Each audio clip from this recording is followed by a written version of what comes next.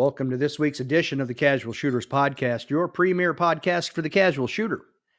This week's guest comes by way of the Midwest and an Instagram post. That's how I found out about this gentleman here. Now, we all know that Scott Arnburg was removed as the Area 3 director, and Luke Faust, I knew, had thrown his hat into the ring. What I didn't know was someone else had thrown their hat into the ring as well. That is my guest tonight. The gentleman who is more than likely going to be your next Area 3 director unless something changes and Scott comes back on the board tonight. Yes, this is being recorded February 28th because he will be uncontested. So if you would, join me in welcoming to the show Mr. Andy Erickson. How you doing, Andy? What, Dave? It was nice and tight. I like it. It wasn't like and sound effects go. Like it was right on there. Well done. Non-scripted either. Good. That's good. Like that's the thing a lot of people are not good at. Like I'm still trying to find a murder podcast that doesn't sound like a girl reading a piece of paper and every sentence ends like a question. So being able to talk on the fly is definitely a skill to learn for sure. Well, having been a paramedic for 24 years, you've got to have, I've learned a few conversational skills throughout the years. Okay. So Andy, what I like to do is start with some icebreakers right up front. They're going to be the hardest questions of the entire show. Okay. Number one, favorite movie? The Shawshank Redemption. It's not even close. The greatest movie ever made.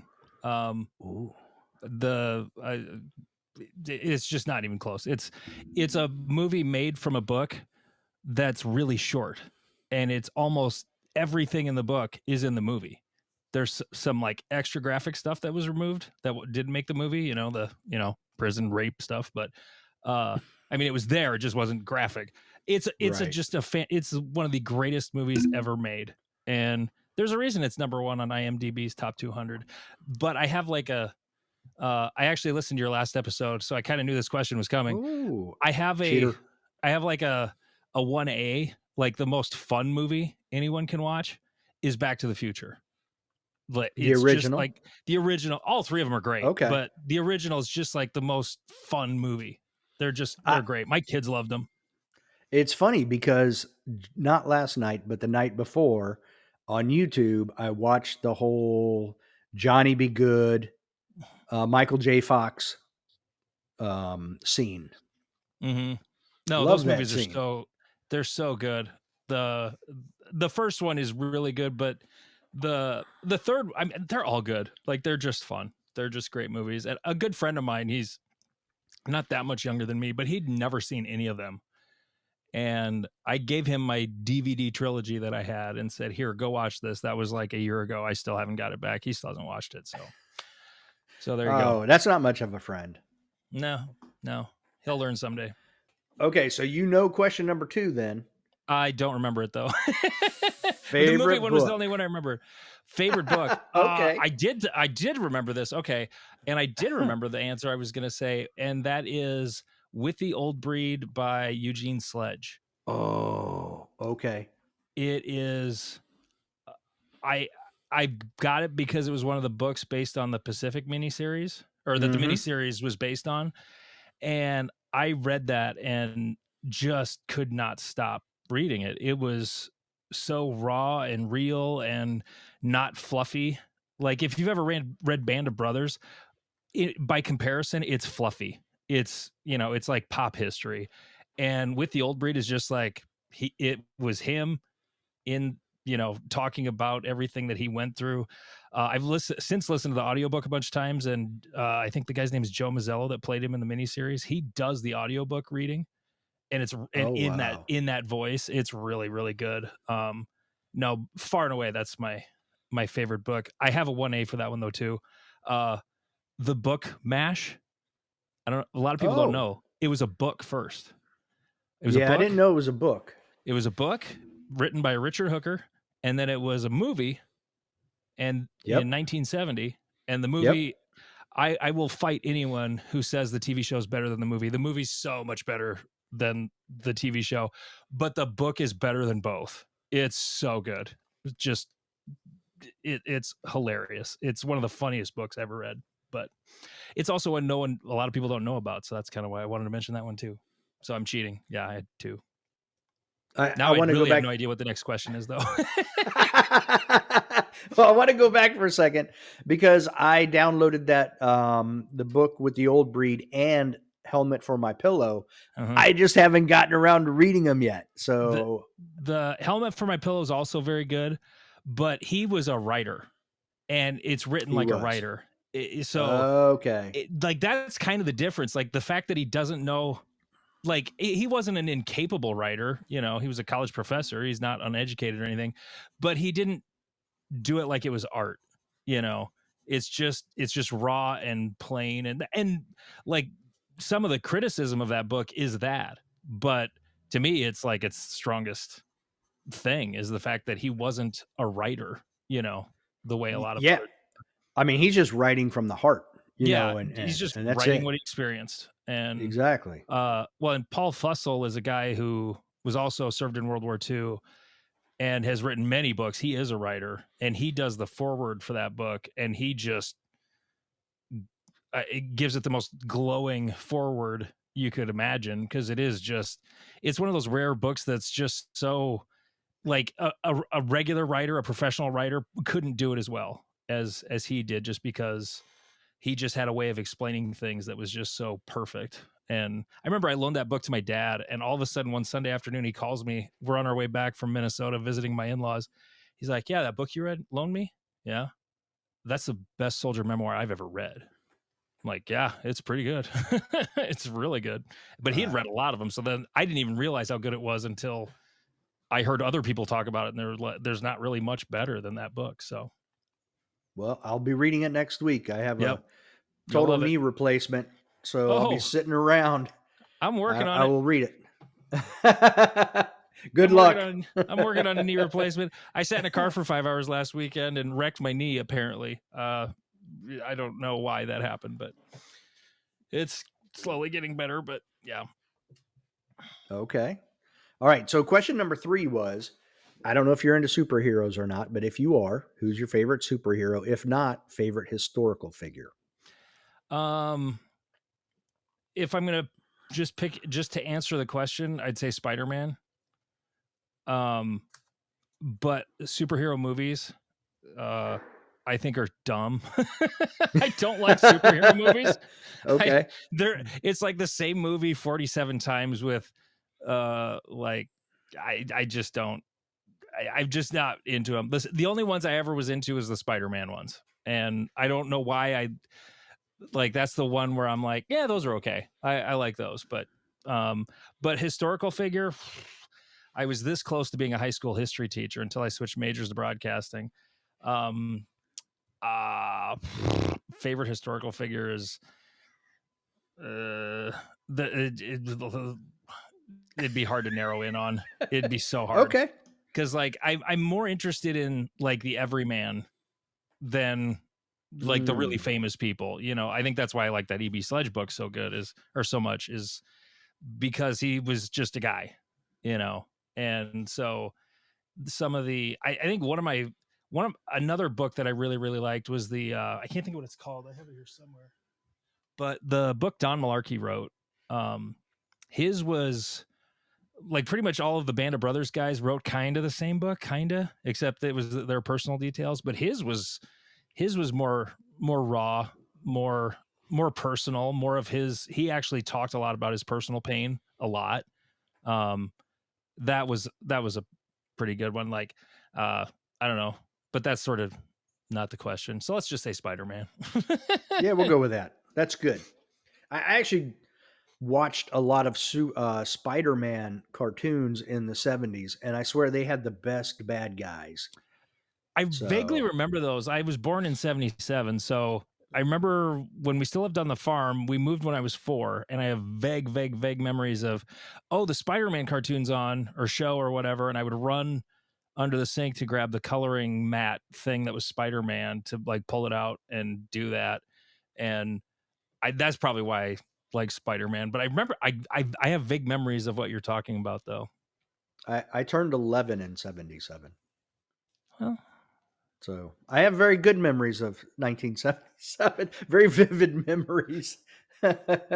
Okay, number 4 is your favorite gun and caliber of all time, and they don't have to be married together. So it could be a 1911 and a 223. my favorite gun is one that is much maligned, much panned, uh, and I completely understand and agree why it is, but I still like it, and that is the M14/M1A. Love the M14. I love that gun. I just do. My dad carried one in Vietnam. That's part of it, but I just like it, and I get it was dumb for what it was intended for at the time, like why it happened and how it happened. Another really good book, American Rifle. Have you ever read that? I can't think of it. Let me write that down. The same guy that wrote Washington Spies wrote that book. Oh, I can't think of his name. Okay. It's like the biography of every service rifle, going back to George Washington's rifle. American Rifle, a biography. Alexander Rose wrote that, and seen it now. It's a fantastic book. Back in about 2007 or 2008, he wrote it. Of course, I skipped to the chapter about the M14 right away, and the politics and the stupidity behind it. It shouldn't have happened. It really should not have. But I had no idea how much politics would go into the picking of a service rifle. You'd think you would just leave that to the experts, people who know what they're talking about, but that didn't happen. And then, when they start rolling out the M16, they're having these like foot wide diameter wounds in VC when they were testing it. They're like, this thing's amazing. What they didn't realize is the tooling was wore out and the bullet wasn't twisting fast enough. And so bullets were keyholing and hitting bad guys sideways. But they thought, oh my, this is the greatest firearm ever invented. But no, I like the M14 a lot. And I traded it off because I wasn't shooting it. I bought it to shoot service rifle matches, but I wasn't shooting those anymore. I was shooting USPSA a lot, and I was shooting limited. And my buddy got a hold of me and said, "Hey, I've got a CZ Tac Sport Orange in 40. Just landed today." I'm like, okay, I'll be down. And I didn't have the cash to buy it outright, so I traded that M1A, and I kick myself every day for it. Cartridge. Go ahead. If I was going to say cartridge, I don't really have a strong affinity for any one cartridge. I'm a big fan of 30 calibers. I've killed a lot of deer with 30 caliber guns, like 30-06 or 308. But lately, like my favorite cartridge right now, even though I shoot way more pistol than rifle, is the 6mm Creedmoor. I just think it's cool. It's a laser beam. I was shooting prairie dogs out in the middle of the state here last summer with it, and it was so much fun. It's just such an easy caliber to shoot. I get why a lot of guys use those 6mm calibers in PRS, and a fair amount use the 6 Creed too. But I don't know if it's a favorite. I don't really have a favorite cartridge. I like guns and shooting, and I don't know. It's easy to load for, and so I guess maybe that's why. I don't know. I should say 9mm because I've loaded thousands and thousands and thousands and thousands and thousands of rounds of that. But well, your 30 cal is your 9mm of the rifle. Yeah, so pretty much. That right there, that picture was taken when you turned 13, or the year you turned 13. 1990.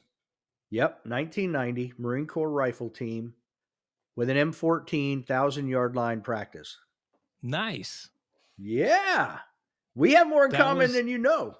oh man. No, I really the only thing I didn't like about doing the service rifle matches was that stupid jacket. The I wasn't interested in wearing this straight jacket to make it easier to shoot. Like I got into the shooting sport to like get better at shooting, not use equipment to make shooting easier.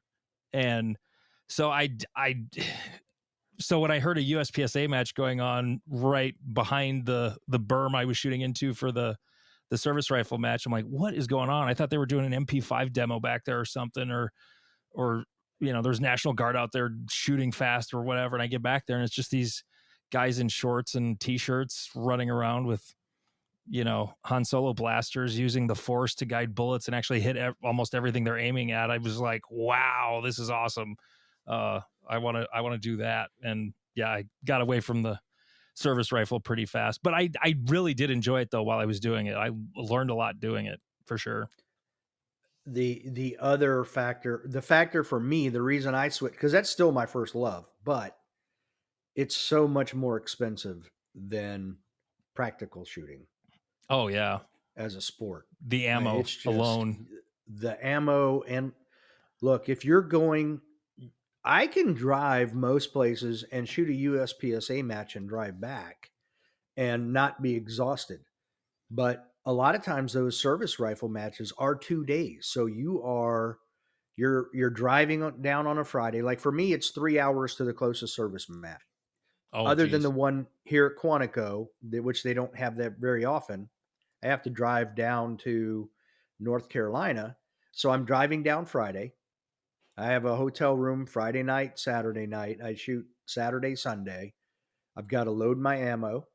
I I've got spotting scope, heavy jacket, rifle, all the ammo. It's just an expense. And it's an entire weekend for one match for what they would consider a local, you know? Yeah. What was your load? What did you shoot out of your M14 or M1A, or what was the gun? Well, Was it M1A? it was, well, that was a double lug M14 for the Marine Corps rifle team. Oh, sure, sure, sure. I had an M1 and then I switched out from that. I started doing any rifle, any sight, and I used my Savage right here, BA-10 and 6.5 Creed, Oh, okay. and I was able to get that load down to a 32 100ths of an MOA at 100 yards by loading. The I just don't have the I load a lot of my own rifle ammo. I just don't have the patience for it. I'm very It's a impatient, process. Yeah. and but I also figured out after a while, because I learned reloading from my dad, and he was meticulous, just trickling in that last little grain by hand. He didn't trust a machine to do that. I'm doing that, and meanwhile I'm like, yeah, I'm just gonna use the RCBS dumper and get it in there, and but like we're shooting at the same thing. We're shooting a deer or elk, whatever, antelope. Mm. And I'm like, all I got to do is hit this at 300 yards. It doesn't really matter if they're, just that close together or if they're this close together. Like, I'm still going to kill the animal. So I realized all that extra time wasn't as worth it. Now, if you're shooting longer ranges, like I'm not a long range guy, I know nothing about it.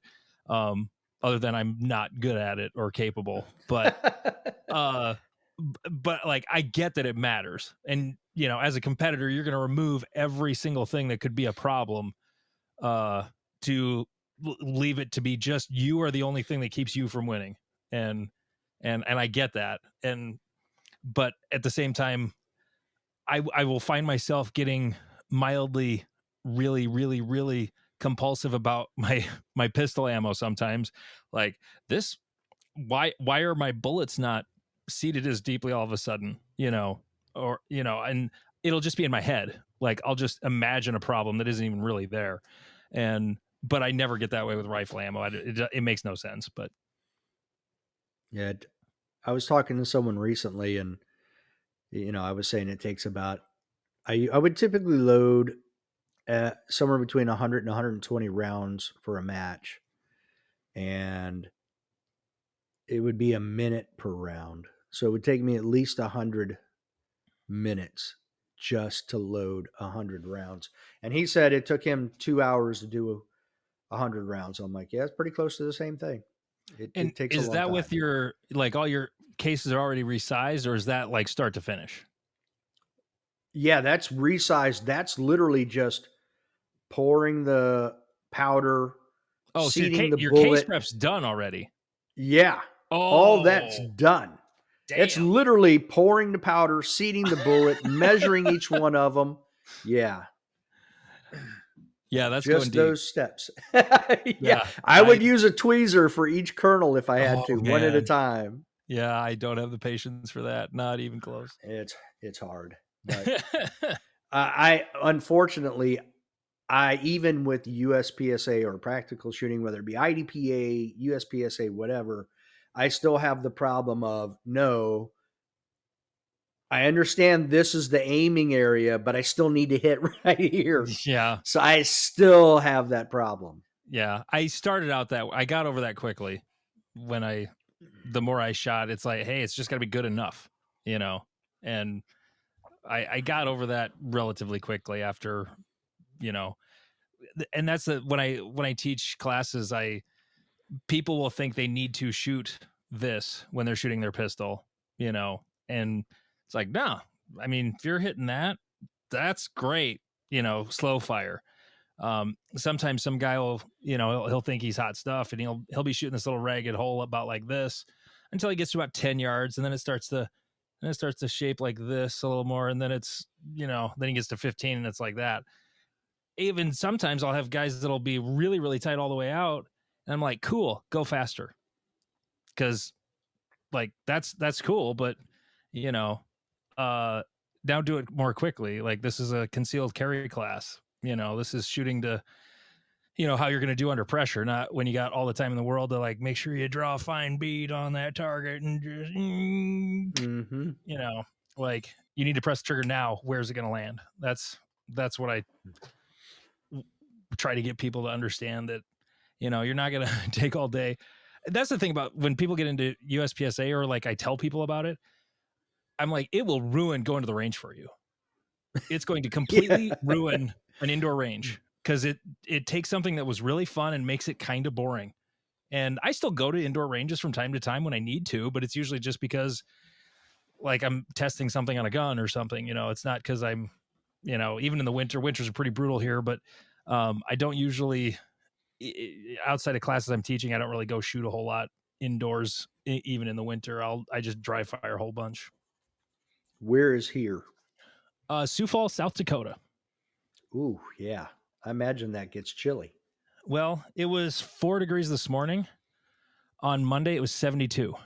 So we're having a very strange winter out here. Tomorrow is going to be in the 50s, and then I'm shooting a rifle match down in Omaha, about 3 hours south of here, and it's going to be in the mid 60s. So it's been a strange winter in this part of the country.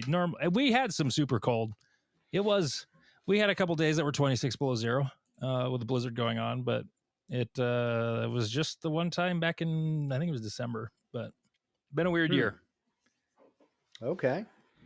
Now you said that you have been in the radio business. Yeah. So, question number 5, I try to personalize. I was going to ask you for your favorite shooting memory, but now I'm going to ask you what's your favorite experience or memory in the radio business? Oh, this is such a weird story that will be hard to understand. I almost hesitate to try and tell this story, because it's one of the, I'm afraid it's gonna be one of those stories when you hear, you're gonna be like, I guess you had to be there, huh? And um, I no, it's no. I mean, I yeah, that's gonna be a dumpster fire of a story, definitely. I suppose some of the things that just sort of, I mean, some things that happened, like when I was doing the morning show. One of my favorite memories, though, was people would call in. Here's the wonderful thing about podcasting, Dave, that you don't know that you're missing out on, and that is the ability to people listening to you to call you and tell you how much you suck or how wonderful something was, or to just join in on the conversation you're having. And it's something you don't get with podcasting. And that was our bread and butter, was like the interaction with the audience, during morning drive.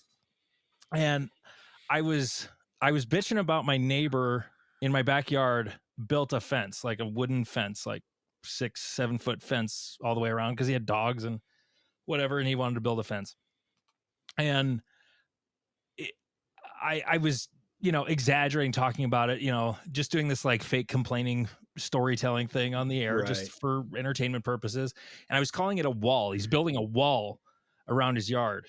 And my co-host was like, what's your big problem? I just don't like it. I want to be able to see my neighbors, and then they build a wall, and now I can't get to know them or anything.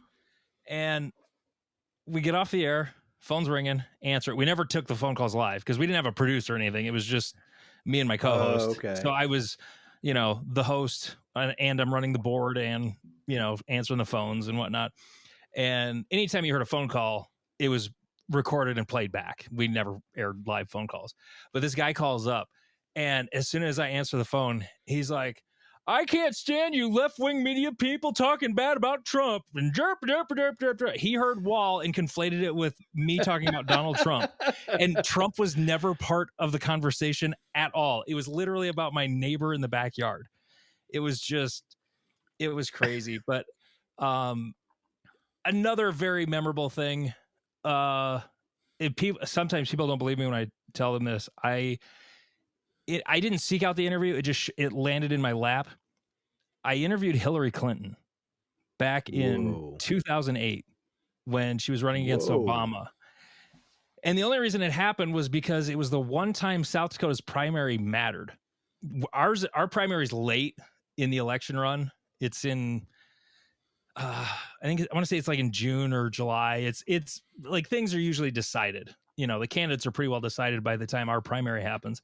Well, Obama and Clinton were really close that year. And I was doing afternoons at the time.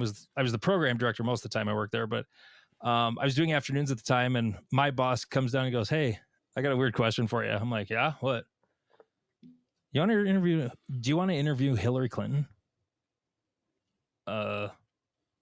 Sure. Yeah. I mean, it would be dumb to say no to that. I mean, all politics aside, and at that time in my life, how old was I? 31. I didn't really, the politics of it was not a big thing. And actually I wasn't even I was technically a gun owner, but I wasn't really super into it. It wasn't a thing I was super into at the time. And so, yeah, I interviewed Hillary Clinton. I don't really remember any of it. I remember making a joke about Wolf Blitzer and I made her laugh. That's about it. But yeah, those are probably two of the most memorable things, I guess. Okay. And yeah, that's a unique opportunity. Yeah, I got to, and I mean, she was the most famous person I ever interviewed. I got the chance to talk to a lot of famous people. We got to interview and meet Bob Saget a couple of years before he died. He was performing at a casino near here, and what a amazing guy to get to meet and hang out. Like he literally hung out with us after the show. Like, it wasn't just meet and greet, like, hey, how did we take a picture and bye? Like, he actually stood there and chatted with us for 10 minutes. Like, usually meet and greets are like, hey, how are you? Nice to meet you. Picture, gone. Shake your hand, take a picture. Yeah, which is fine. Yeah. I mean, it's cool. Yeah. But he just sat and chatted us up for 10 minutes. It was amazing. Kelly Clarkson hugged me. That was cool. She hugged everybody though. She played here in Sioux Falls and we did the meet and greet or whatever. And the guy running the meet and greet goes, okay, now I'm just warning everybody. Kelly's a hugger. She's going to hug you. Just deal with it if you don't like it. And I'm like, hell yeah, I'll take a hug from Kelly Clarkson. Hell yeah. Is she as short as she looks? Yeah, but she's not crazy short. Okay. Like, yeah, she's short, but I mean, she wasn't like 5'1", I Okay. mean, Yeah, she looks like she's like 5'2", 5'3", I don't but think maybe I'm wrong. I don't remember her being that short. If I had to guess, I would say like 5'4". It's a Okay. good thing I have a Google machine in Pretty front of close to me. average height for a woman. Yeah, she wasn't. She's 5'3", I guess. I Okay, mean, yeah, but she's not short. crazy short. Trying to think. Another interview I got to do. One of my favorite interviews I did was I got to interview him twice. Was Michael Cudlitz. If you don't know who he is, you know him. He's not I like know the super famous. name. Yeah, he was Bull Randleman in Band of Brothers, and Okay.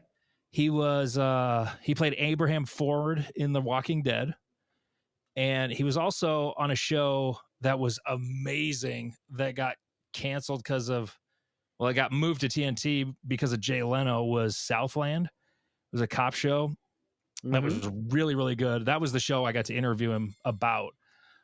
He was really cool guy to talk to. Like he had, that's the cool thing about interviews. Like, is you can actually try and find things out about people that are unique, that are a little more relatable. And I just remember just out of nowhere, I just said, "So if you weren't acting, what would you do?" He's like, "Oh, dude, I'd totally be in construction. I love building stuff. I was before I got a bunch of good acting gigs. He was a union carpenter for movie sets and stuff, and it was just really cool to hear him talk about like, yeah, and he was just like completely proud of it. Like if the acting thing didn't work out, yeah, I'd be building houses or something. It was pretty cool.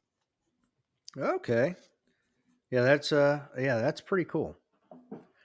That's what I like about doing this podcast is actually getting to know people who shoot, not Mm-hmm. just talking about shooting, but their individual experiences like this. Mm-hmm. This is And awesome. like as you talk, like then you start peeling back layers of that onion. Like whenever Yep. I would do an interview with somebody, I always had prepped questions, and I would try to think of unique things, not just, "Hey, when's the next album coming out?" Ugh. It would be like something. I would try to be unique. I would try to be memorable. And I remember, here's a Louis Anderson comedian. I interviewed him one time, and when I was doing morning solo for a while, and when we got done, he was so nice. He was like, you ask way better questions than most guys in this market the size of Sioux Falls. I'm like, thank you. that was very nice. But yeah, no, it's fun to like peel back layers as you talk to people. Did you ever have any desire to go the route of Howard Stern, like try to go into a bigger area, maybe even like Sirius or XM, something like that? Sirius and XM are the devil when you work in local radio because they're Oh, they're competing media. yes, they And then are. and as soon as I got out of radio, I actually it wasn't right Got a afterwards. subscription. It was about a year later we bought a vehicle that had a free year. Yeah. And I'm not gonna lie, it's the thing I didn't know about Sirius and XM is it's so much better than Spotify or any of the music services. Like that's an algorithm just like, oh, he likes Metallica. So we'll go get a song that's sort of kind of like Metallica, and it'll be like, the Baby Killers from Hell or something I don't even know. And I'm like, yeah, that's not no. And Sirius and XM are programmed, you know. I mean, it's with a computer, but like people are setting up the programming. That's the thing Right. that a lot of people bitch about music radio, but what they don't realize is if we didn't play that song all the time, someone else would, and you'd be listening to them instead, whether you know it or Mm, not. And if it's an older music format like a classic rock or something, yeah, you're not getting that same repetition. It would get really annoying if you were playing Sweet Emotion 17 times a day. Like I was on a top 40 radio station. So yeah, we were beating the hell out of Taylor Swift or Rihanna or whoever. And yeah, it was about every 2 hours and 20 minutes, we would turn the hottest rotation over. And yeah, it was repetitive, but it was like the top 40 songs of the day. So right. that's how it works. And that's what I really liked about when I started listening to music on Sirius was, oh, this is programmed. Like I'm getting hits. I'm not getting random garbage that doesn't, it's not just alternative hits of the 90s on Spotify. Like you don't know what you're getting. And sometimes it's good and sometimes it's awful. The one thing I like about Spotify is though I'm a hooligan, so I'm a huge fan of the Who. So I can create my own Who playlist. Like I have a playlist. The Who has so many songs. I have a Who song. We'll say a Van Halen song, a Who song.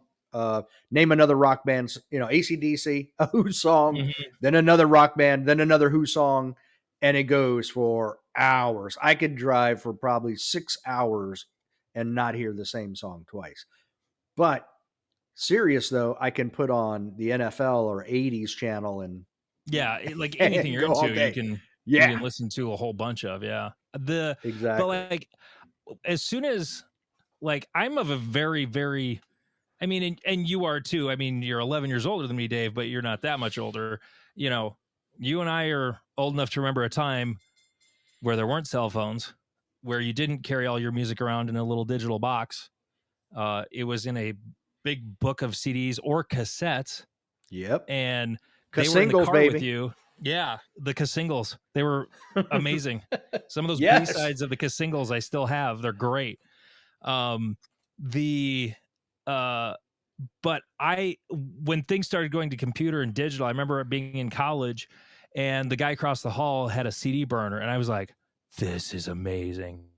Napster was the big thing at the time too. It's Yeah. like I'm getting all of this for free and now I'm burning it onto a CD. And then when I'm driving clear Yep. across the state back home, I've got whatever I want, my custom playlist.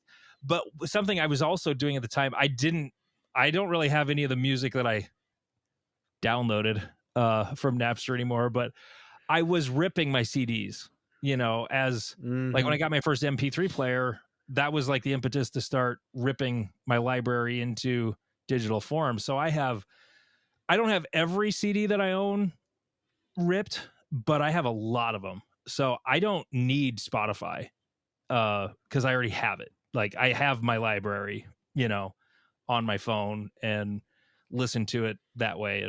But I was just the dork who did it. I was doing it before Spotify or smartphones were a thing. I was doing it to just have it in a portable version, not knowing that someday I'd be able to just carry it around here. And, so it worked out, I didn't have any Right. foresight. I had no idea what was going to happen, but it was sure was convenient when it did. Yeah. I mean, when I in the 70s, when I was on the swim team or doing whatever, and my mom's cleaning the house, they had the 8-track Mm-hmm. playing music, and then we went to cassettes, and then we went to CDs, and now everything's digital. Who the hell knows what's next? But Yeah. The funny thing is it, yeah, well, it's not next, but it never went away was vinyl. My daughter I have wanted vinyl. she's 15. She wanted a couple of years ago, she wanted a turntable for Christmas. She just I like it. liked the idea of it. And so the only albums she ever had were Taylor Swift, but now even she's getting sick of Taylor Swift. So God bless um her. and she's turning into a rocker, man. She discovered Paramore Oh, and now I'm like, oh, there's the gateway. Like Paramore's a good band. Like now and it's the album. I can't think of the name of the album, but it's a good one. It's got some good rockin' tunes on it. And it's the first vinyl she bought that wasn't Taylor Swift. I was like, I'm so proud of you. You'll have Pink Floyd Dark Side of the Moon before you know it. she's maturing. Mm-hmm. Exactly. Oh, that's awesome. All right. So it you said at 31 when you interviewed Hillary, you were a gun owner, but you weren't into it as much as you are now. So I it was did. I was technically a gun owner because I got a 870 shotgun when I was 11, and it was at my parents' house. That's about as much of a gun owner as I was when I was Okay. 31. So you didn't grow up around guns Oh and yeah, I did. Oh yeah, I did. okay. No, All my right. dad was a hardcore uh, big game hunter. South Dakota is the pheasant hunting capital of the world. Um, uh, like it's there are what is it? 4 million pheasants are shot in South Dakota every year, something like that. Whoa. Huge part of the tourist industry in South Dakota is pheasant hunting. Like when October rolls around and it's the opener, the airport is full of blaze orange and flannel and shotguns. There's more guns at the Sioux Falls airport in October than pretty much any airport anywhere that weekend. It's that's crazy. not the week. That's not the month for Red Dawn to happen, is what you're saying. No, it could happen here, but it would be well, it's all birdshot. I don't think it'd be all that effective, honestly. But it's close range. CQB. But yeah, but no, my dad was a big time trap shooter. Was really into trap shooting. I think he ended up, is it AA? Whatever the classes are in ATA, I can't remember what he ended up being, but he got really into it and was, and kind of when I started playing sports, then he kind of started falling out of it, because then it was like, okay, am I doing this or are we going to his stuff? And and those are sacrifices I haven't had to make, really, because they haven't conflicted with my daughter's sport of gymnastics. It's in the winter when I'm not shooting, so it's perfect. But no, I grew up, first off shooting squirrels and rabbits, and then with 22s, and then bird hunting, pheasant hunting. Like, if you don't grow up pheasant hunting in eastern South Dakota, you were just in a family that didn't have guns or hunt or whatever. And dad was also a big game hunter, deer and elk primarily. And so yeah, I definitely grew up around it. Got shot my first deer at 12, and yeah, certainly not handguns though. I do recall dad having a Smith & Wesson revolver of some kind, and I was 10 years old and I shot it, and it about flew out of my hand, and I'm like, wow, handguns suck. I don't ever want to do that again, and then it wasn't until I was it was like 2011, Thanksgiving of 2011 was a really nice day in my hometown. Went down for Thanksgiving, and my dad was going to take the grandkids out to go shoot 22s out at the gun club, which was, a 5-minute drive from their house. And I went with, just was like, oh yeah, that'll be fun. And went with, and he had the 22s, but he also had his Glock 17 with, and I shot it, and I was immediately hooked. Like, this is so fun. I'd still been playing. I've always been competitive. I've always been involved in a sport my entire life of some kind. And the only one I was really involved in anymore was softball, slow pitch softball in the summer. But like, I was a nerd, like I would actually like practice, like I'd go to the batting cage and work on that, and get together with a buddy and, shag flies or ground balls or whatever. And so I was kind of over it, just because it was hard to deal with other people, and not hard to deal with other people, but just I ended up being like the manager, and I didn't want to be the manager. I just wanted to show up and play, and I didn't want to be in charge of it. And it just got to be this giant hassle. Team sports are great when you're young, but when you're an adult and you expect others to also be adults, it's really frustrating. And I was ready for an individual sport, and I played golf quite a bit too. I was never that nerdy with golf, but it was something I kind of did. And but then when I shot dad's pistol, I was like, oh wow, this is awesome. And I ended up buying that pistol from him for $100. It was a Gen 4 Glock back in 2011. They hadn't been out very long, and he allowed me to have it because he knew, one, my wife wouldn't let me spend the money, the $550 or whatever it was for a Glock at the time. And she was scared to death of them. She didn't grow up around them. She grew up on a farm, but they just had one old rusty shotgun in the closet when a coyote wouldn't go away. And, it was last shot 20 years ago, so she didn't grow up around it. So it was sort of like a way of getting me eased back in. And I was just off and running from there. So how old were you when you found practical shooting? I would have been 38. Well, when I first found it, I was probably 37. I was 38 when I started participating. Three Gun Nation was on Sportsman Channel back in the day. And that, I remember first seeing that in 2014.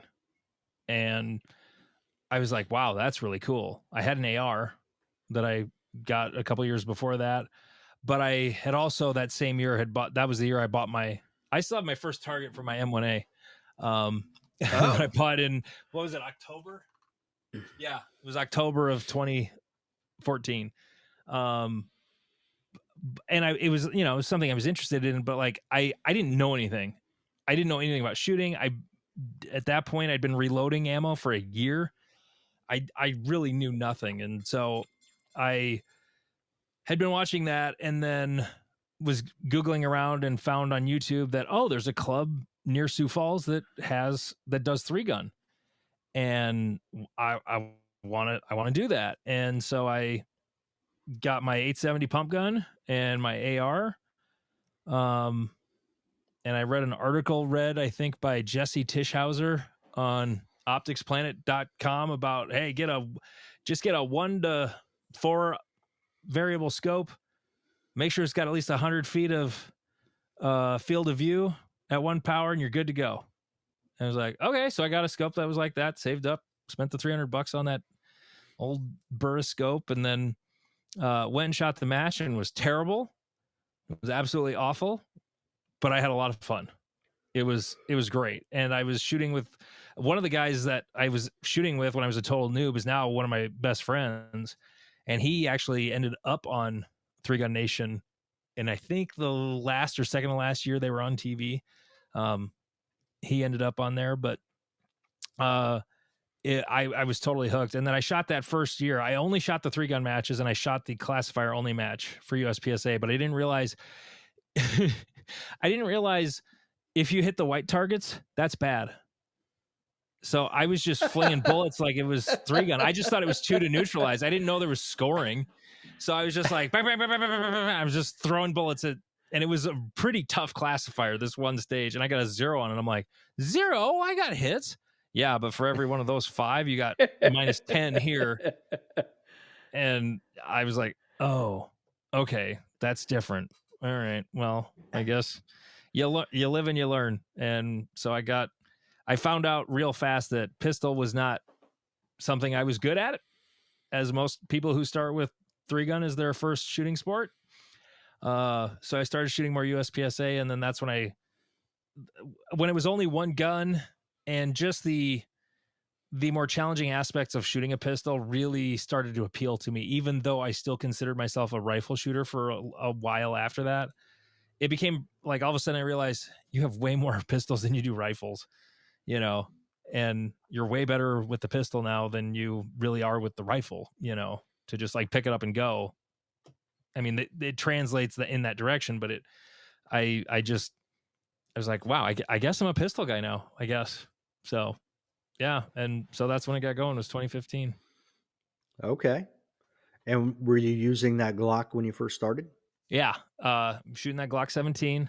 That was the pistol I was using. I was shooting limited. The first USPSA match I ever shot, though, I was in production. But no one told me you had to cap the mags at 10 rounds. So I should have been bumped to open because I was shooting with full mags in production. But I only had 3 mags. It just made, this is a production gun, I guess. So, and then when I found out that wasn't the case, then I started shooting limited. And that was literally why I was a limited shooter, was because I started with a 9mm Glock. And, I get more points if I shoot 40 and I shoot major. So then I got a Glock 35 off a gun broker and shot limited for a year with that, and then upgraded to the TAC Sport. And then COVID hit, and I was actually sitting in this chair doing my morning show from home, and I kept messing with this Gen 4 MOS Glock that I bought the year before, and I just was messing around. I ordered a red dot for it, just messing around, and then it became really obvious that this is something I want to. I'm going this direction now. And so I shot carry optics like the last year before everybody shot it. So I got 1 year where it was still kind of not everybody and their dog is shooting carry optics. I got to shoot it like that for 1 year. And then by 2021, everybody and their dog was all over it. And it's still growing. Yeah. Yeah. It's fun. Yeah, it is for sure. So are you still doing radio stuff now? No, I got out of radio in 2022. I still like radio. That's why I started podcasting, was because I still liked doing it. I have another podcast besides not another shooting show called Andy's Things and Stuff, and it was just basically me sitting down and talking with somebody, but it wasn't anybody famous or anybody super notable for the most part. It was just somebody I knew who I found interesting, and then we would just talk. And I didn't even really know what my show was about until Robert Wyatt from the Paracast, he listened to it and was like, you just like get into what people's passions are and then talk about them. I'm like, oh yeah, I guess you're right. I didn't even realize that's what it was, but we would just like over the course of a couple hours, like talk about what they were really into. And so no, I got out of radio in 2022 because the business side of it sucked. Corporate radio is awful. There's a couple of small companies that are good, but most of the big companies are absolutely awful. They don't care about radio. They don't care about the art form itself. They're playing just the bottom line. It's just strictly it's Wall Street. They're playing Wall Street. Right. Yeah, it's just a business. It could be, selling coffee. But the thing is, radio, I think, could still be really viable. The fact that podcasts are huge are just evidence that radio is still a viable medium. But the companies who own the radio stations have no idea what they're doing with them.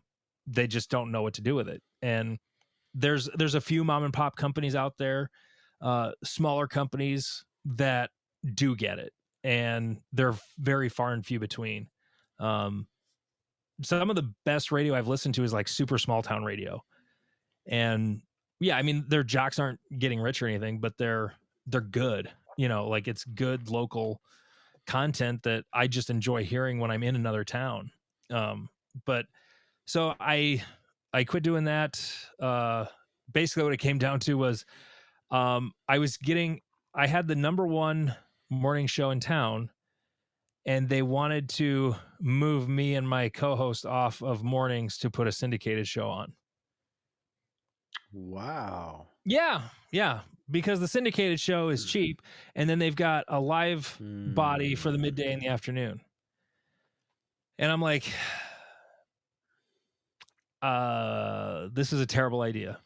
And they didn't like, when I wasn't on board with what they wanted to do, then all of a sudden after 18 years, I was a bad employee. And I was like, okay, well, went home, had a talk with my wife, and I'm like, I can't do this. I can't work there anymore. I told her what happened, and she's like, yeah, no, you shouldn't. And used up the last vacation I had scheduled, and then worked that very last Friday. Made sure I had all the music done for the weekend and the following Monday, and then I went up to my boss's office and handed him my letter of resignation, and that was my exit from radio. I had been along with that, starting in 2016, I started teaching the South Dakota permit class. You can, like in South Dakota, you can just walk into the sheriff's office and apply for a basic permit, and it's good in most states, but we border Minnesota. Sioux Falls, I think, is 10 miles from the Minnesota border, and a lot of people go there, and we don't have reciprocity in the People's Republic of Minnesota with the regular permit. The enhanced permit does. So that's why a lot of people get that. And being somebody who was almost a teacher and worked in broadcasting, I took a concealed carry class, and it was terrible. it was not good. And I was like, I can stand up there and do a better job, even though I don't know the material as well. I can learn that. Right. But the other half, you ain't got, dude. And I started doing math, and I'm like, wow. And this was a cheap one. It was only like $40, and it was not worth even that. But I did the math, and there's like 30 people on there. I'm like, well, hell, that's a pretty cool part-time job. So that was how I ended up getting into teaching, was doing that. So I got my old NRA cert, because you get that NRA basic pistol instructor, you know what you're doing then. No, you don't really. But so I'd been teaching for, at that point, 6 years, and it was as far as part-time jobs go, it was very lucrative as a part-time job. It was paying for all my USPSA stuff, all my I went to nationals in 2021, the year before I quit radio. Um, and it was paying for all my bullets and all my toys, and it was paying for projects around the house too. It was going well. And so the deal I made with my wife was, I'm just going to do this more. And, uh, and then if I need to be doing something else, I'll do that too. But I mean, she had a good job. We were okay financially. Luckily I had this thing to kind of fall back on and make happen. And yeah, so I've been doing that since, 2022 was when I got done with radio. So I've been, just doing more of the teaching, and I'm still learning about trying to make that more of a full-time business. Turns out weekday classes are gold. People don't want to give up their weekends. So I've started doing classes more during the week, and Nice. I get more people in those classes than the weekend class. I mean, sometimes a weekend class works out for people and that one will be full, but I can count on a weekday class being fuller than a weekend class, which sounds crazy. It But does. yeah, but people don't want to give up their weekends. So That's awesome, though, that yeah. you can do that during the week, you know? Yeah. Yeah. No, I mean, my Wow. summer this year is, I'm going to do most of the stuff I can do on the regular that makes me more money during the week, and then keep my weekends open for, not matches, family stuff. And then more of the, sort of one-off classes I'm planning on doing. Like I'm going to do a, a full 1 day, like 8-hour concealed carry class, just shooting, not the permit, not the law, not all that stuff, just shooting class. Start doing that. The thing that's hard with those classes though is, because like I don't teach competitive shooters really. Like I've helped out guys that are getting into it around here, but it's mostly the regular people, your average, mostly Average newbies, Joe. honestly. Yeah, it's just average people that have a gun and want to learn how to use it. And the thing that's hard with a lot of those, especially the ones that are men, is, well, I know how to make the gun go off. What do I need a class for? Like and to try and get someone to realize that, oh wow, I really could get a lot out of a class. It's not until they take a permit class, because I'm the gatekeeper between them and their permit that allows them to carry in Minnesota. Then they take that class, and we do a little bit of shooting training in that, and then after that, then they're like, okay, now I get that there's some value. And there's some guys that still have ego, and they literally don't listen to a thing I say. It's kind of funny when that happens. I had two guys that were a father and son. God, it was just so funny. When they called up to ask about the class, they literally told me, we don't really grip pistols the way people do these days. We kind of do the Weaver thing.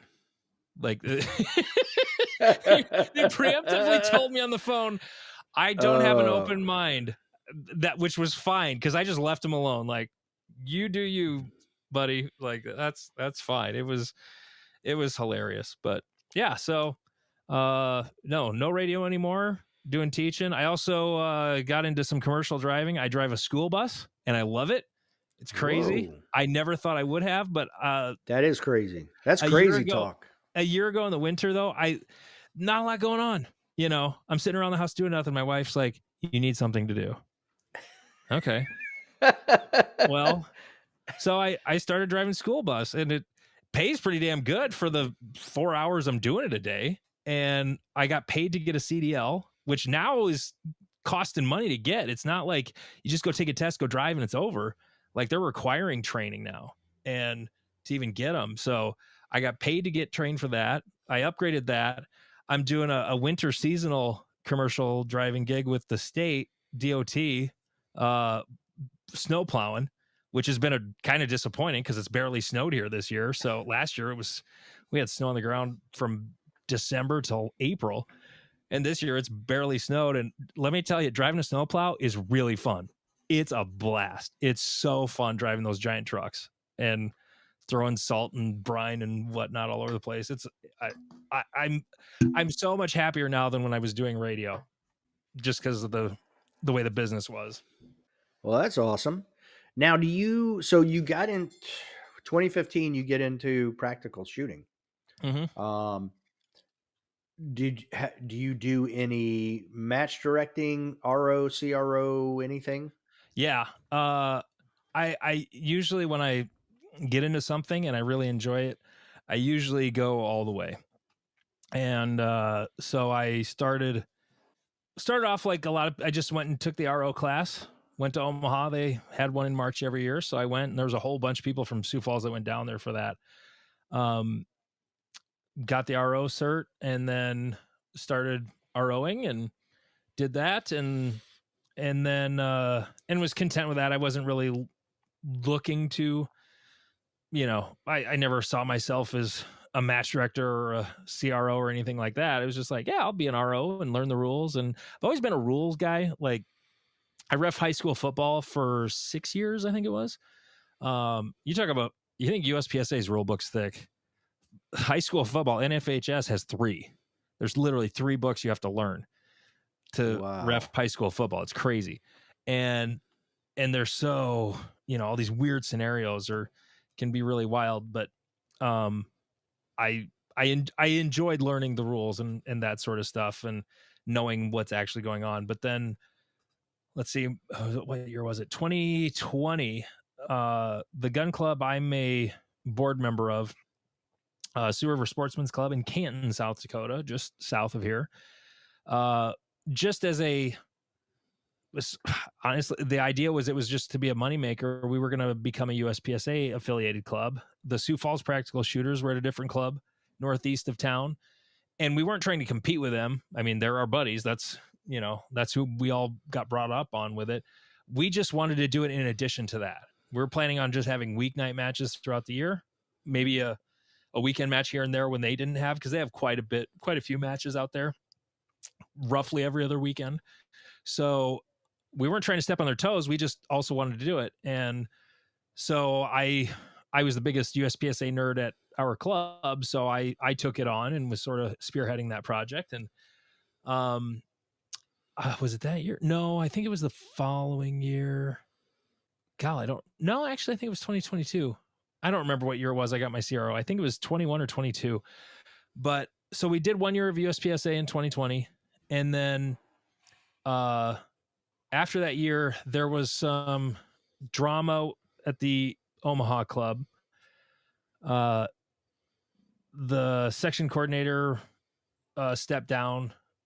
The new section coordinator was actually from up here in Sioux Falls, Robert Olson, and their club, like the original club up here, was not big enough to handle a section match.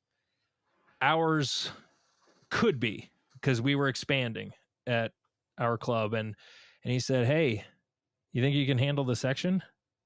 And this is like out of nowhere. I had no idea this was coming. I'm like, maybe if we get some more berms built, we need to have a meeting. Can you come? Yeah. And so then that January we had a meeting, and like, we got to get berms in these places done.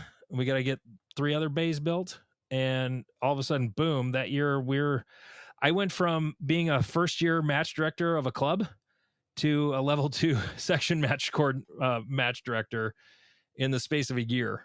And it was a rather violent shove into good luck.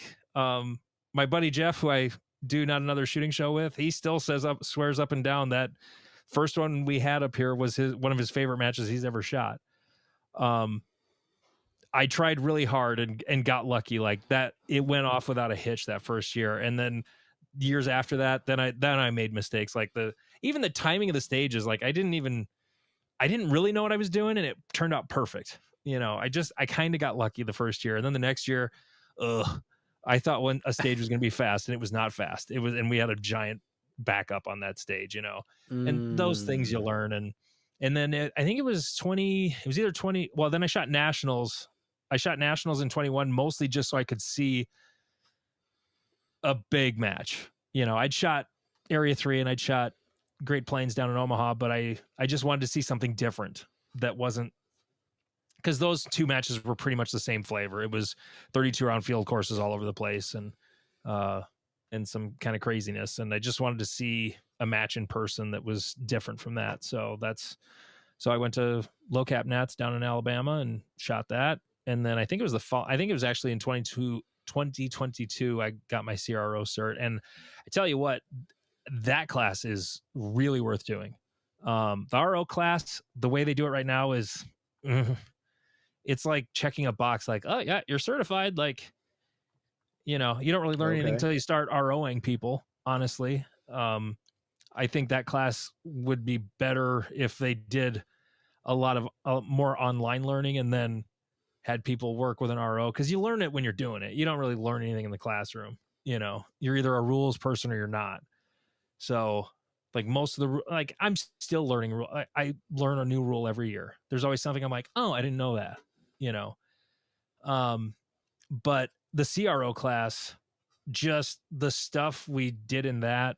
Ray Hurst did our class, and it gets way deeper into the stage design, and at least the way he teaches it. I don't know how anybody else does it, but we got really deep into stage design, and then and it got into it reminded me of being a football ref. He would go deep into like weird scenarios, like, okay, what's the call for this? Here's this weird thing that happens, and then we would kind of sit and discuss or whatever, and he would just sort of watch us twist in the wind trying to figure it out, and maybe we got it right, maybe we got it wrong, but I got a hell of a lot out of that class, just learning about how to build good stages and how to troubleshoot them. And yeah, the CRO class is, I think you have to be an RO for a year before you can take that. I think it is something like that, but I got a lot out of the CRO class for sure. Okay. Now let's go back for a second. You said you are a board member at your local club. Yep, I'm the treasurer. So how long have you been on that board? I was voluntold to join the board in 2017 or 18, I think it was. Oh, you've been on there a It's couple of years. been on there a while, yeah. Okay. And probably 2018, I think, is when I I found out, hey, we nominated you to be on the board. Oh, okay, cool. It was a club that was kind of in some flux. It was like a lot of gun clubs. It was run by a bunch of old guys who are really crabby, and they don't want things to change. And the idea, what do we need berms for? We got all those trees there. They're pretty. They're the backdrop for the archery range. Well, we want to plow those trees over and build pistol bays. And when we did it, they were not happy, and a bunch of them quit. And Wow. but I don't mean to be ageist or anything, but there is to try and deny that there is not a particular type of male individual who is a board member at a gun club when they're over the age of 60 is to say the sky is not blue. It's just a thing that happens. And I'm probably going to be one of those crab asses when I'm 65 as well. But God, I hope not. I pride myself in trying to have an open mind about pretty much anything, even though sometimes I'm not. But it was most of that drama happened before I was on the board. Like, this all started just before I got on. I was one of the replacements of one of the guys who quit. So, and then when I became the match director for the section, and it was at our club, it was a really big pain in the butt to not have access to a debit card or a checkbook when you're having to buy stuff for a match, because if you don't have that access, I have to go get it. And it was such a pain in the butt. And then when the treasurer left, I was like, hey, I'll be treasurer, please. Then I can be on the bank account, and I'm not the only one on the bank account. Like, I've always been very forward about, like, hey, anybody wants to look at the checking account, go right ahead. Like, I don't have an OnlyFans account through there or anything. Like, everything's cool. Like, don't worry. I'm going to be very, very transparent with what money we're spending. So, and yeah, so I've been doing that since, gosh, I don't know how long I've been. Probably since 2021, I've been the treasurer, which for some reason means you're also in charge of memberships. And our club is sort of a dumpster fire when it comes to that, because it's just been like it used to be. You would go, if you had a membership, you would go down to the hardware store and get the key. And then you would go out to the club, unlock the padlock, and go shoot. And then when you were done, you had to bring the key back to the hardware store. But if someone else was there, you had to make sure you gave it to them so that they could lock up and then get out or whatever. And so this culture of like being able to walk in and buy the membership at the hardware store is just ingrained in this small town. Well, now being just 20, 25 minutes from Sioux Falls, we've grown so much because we've got cool stuff out there to do. We've got a 300-yard rifle range with steel, covered shelter that we've built. We've got 9 pistol bays. We've got another 100-yard range. We've got a trap field. We've got an automatic trap that members can use. We've got some cool stuff to do there. So lots of people from Sioux Falls are coming down and buying a membership. So we've gone from like 75 members to like almost 500. And now we've got a lot more money in the bank, but now we've got new problems, like people doing dumb shit on the range, like shooting the ceiling and shooting steel in the pistol bay with their AR, like the stuff you should not do. And a lot of it's ignorance. A lot of people want to call those people stupid, but some of them just don't know. I didn't know you shouldn't shoot steel with a 223 at 20 yards before I got into practical shooting. I didn't know that was dangerous and that it destroyed the steel. I wouldn't have known. So, but it's an adventure, and I end up with a lot of the questions and whatnot because I'm in charge of, I did the website and the membership system and the POS, and it's, don't volunteer. Well, Andy, that's the perfect segue into the next part of this, but I'm going to use the restroom real quick and then we'll continue. Good call. I'm going to do the same. Okay. Ooh, I needed that. Yeah, I didn't realize I did until you said that. I'm like, yeah, I could go too, for sure. Apparently the board meeting started at 7 Central, 8 your time. So that was why. And they're in executive session right now. There's a surprise. Yeah, shocker. Yeah. Shocker. Oh, can't talk about financial stuff in front of the little people. Yeah, that's something I think should change. It should. Now, I understand that there are some topics within that sure. Maybe some agreements between ranges that nobody wants out. Okay, I get that. But the rest of it there's no reason to hide it. None whatsoever.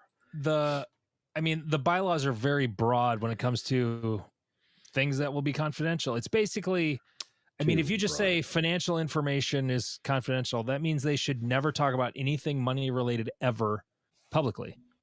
And that is so wrong,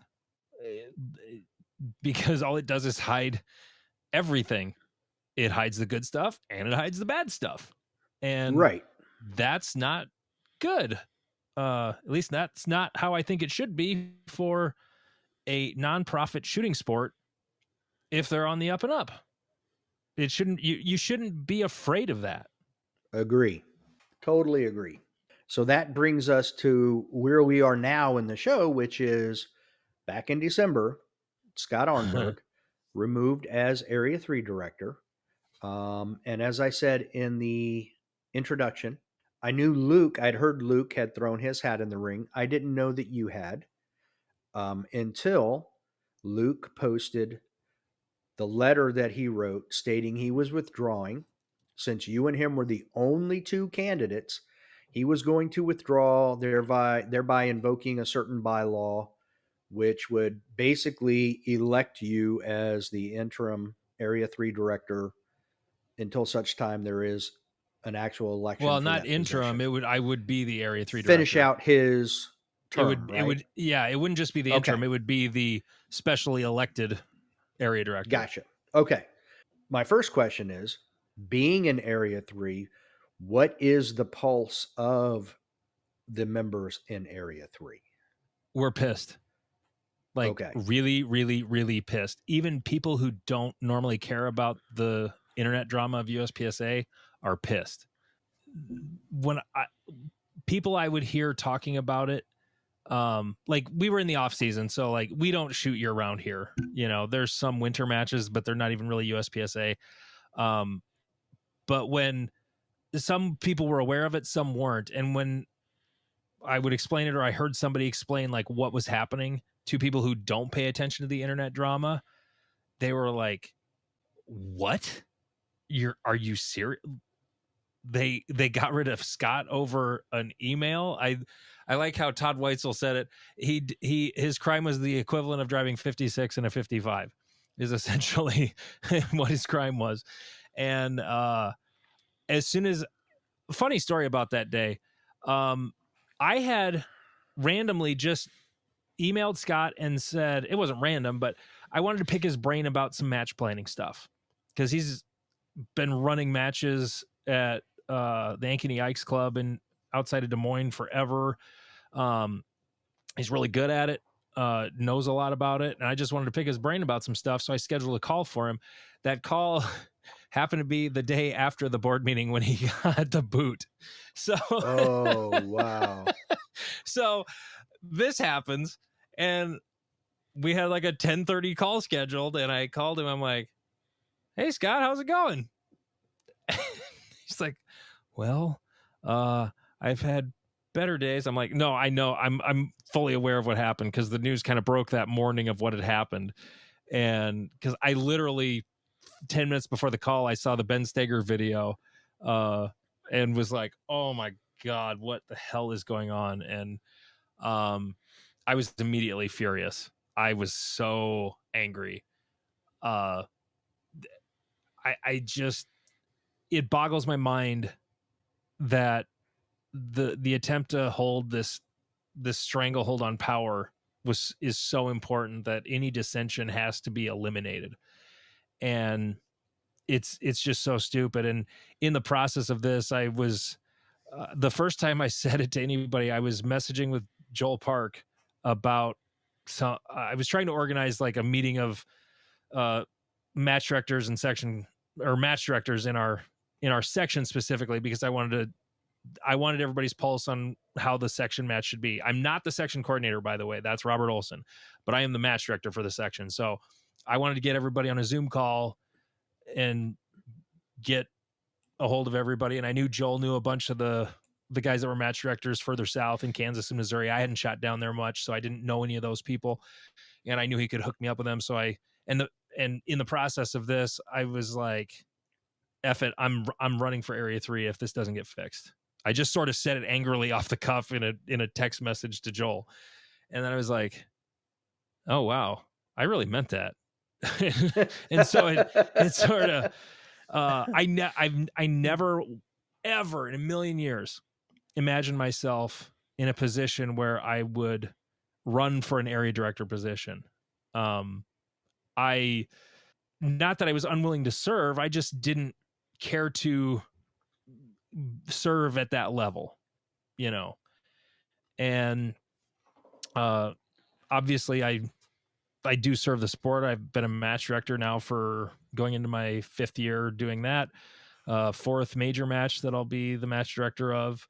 But I just never envisioned doing that. So, and then as that all played out, we had the meeting of the match directors in our section, and we were pretty much all in agreement. Like, we're going to shoot less USPSA matches this year and cut off money going to the org in protest for this. And then when Frank got booted for a day or 2 days, then I had to remind myself I was an adult and like, okay, calm down. Right. Stop, think, let's do this rationally. Let's not jump to there wasn't much to jump to. The conclusion had been made, but like, let's be smart about this. Okay. Let's not disaffiliate the club. And the one thing I've been very, very staunch on with anybody I talk to is do not let your membership lapse. You have to be able to vote to fix this. Right. And one of our local guys here even said, well, what has that gotten me lately? I'm like, it gave you the opportunity to cast a vote for Scott. Correct. You made your voice heard and he was elected. Okay. And I need you to be able to vote when the special election rolls around, whether it's me or somebody else. I don't care, but you need to be able to vote to get whoever we send there. And so, yeah, so that's kind of how it all went down. People are very, very unhappy. Todd Weitzel, he's the match director for the Cornhusker Classic down in Omaha. And he also was I thought I was pissed. He was even more mad than me, I think, maybe. So we've talked on the phone quite a bit, about the rules he adapted for hit factor, adapting the PCSL rules to basically a one gun sport that's more like USPSA. There have been a few matches under that rule set that have been done, and like Jeff was saying, he's like, yeah, I shot that match. You know what? It was pretty much like shooting a USPSA match. It wasn't really different. It was just the divisions had different names. That was it. That was the only difference. So, yeah, so that's kind of where we're at right now. The board meeting is happening as we speak. They're in an executive session, which is a shocker. Right. Because anything financial must be an executive session. We cannot. Now, it does say in the bylaws, like, finances have to be discussed. Okay, well, if you waive 10.2, doesn't it waive the whole thing? Not just the parts you want to waive? That's a thing that's really frustrating. Like, it says all financial information shall be confidential.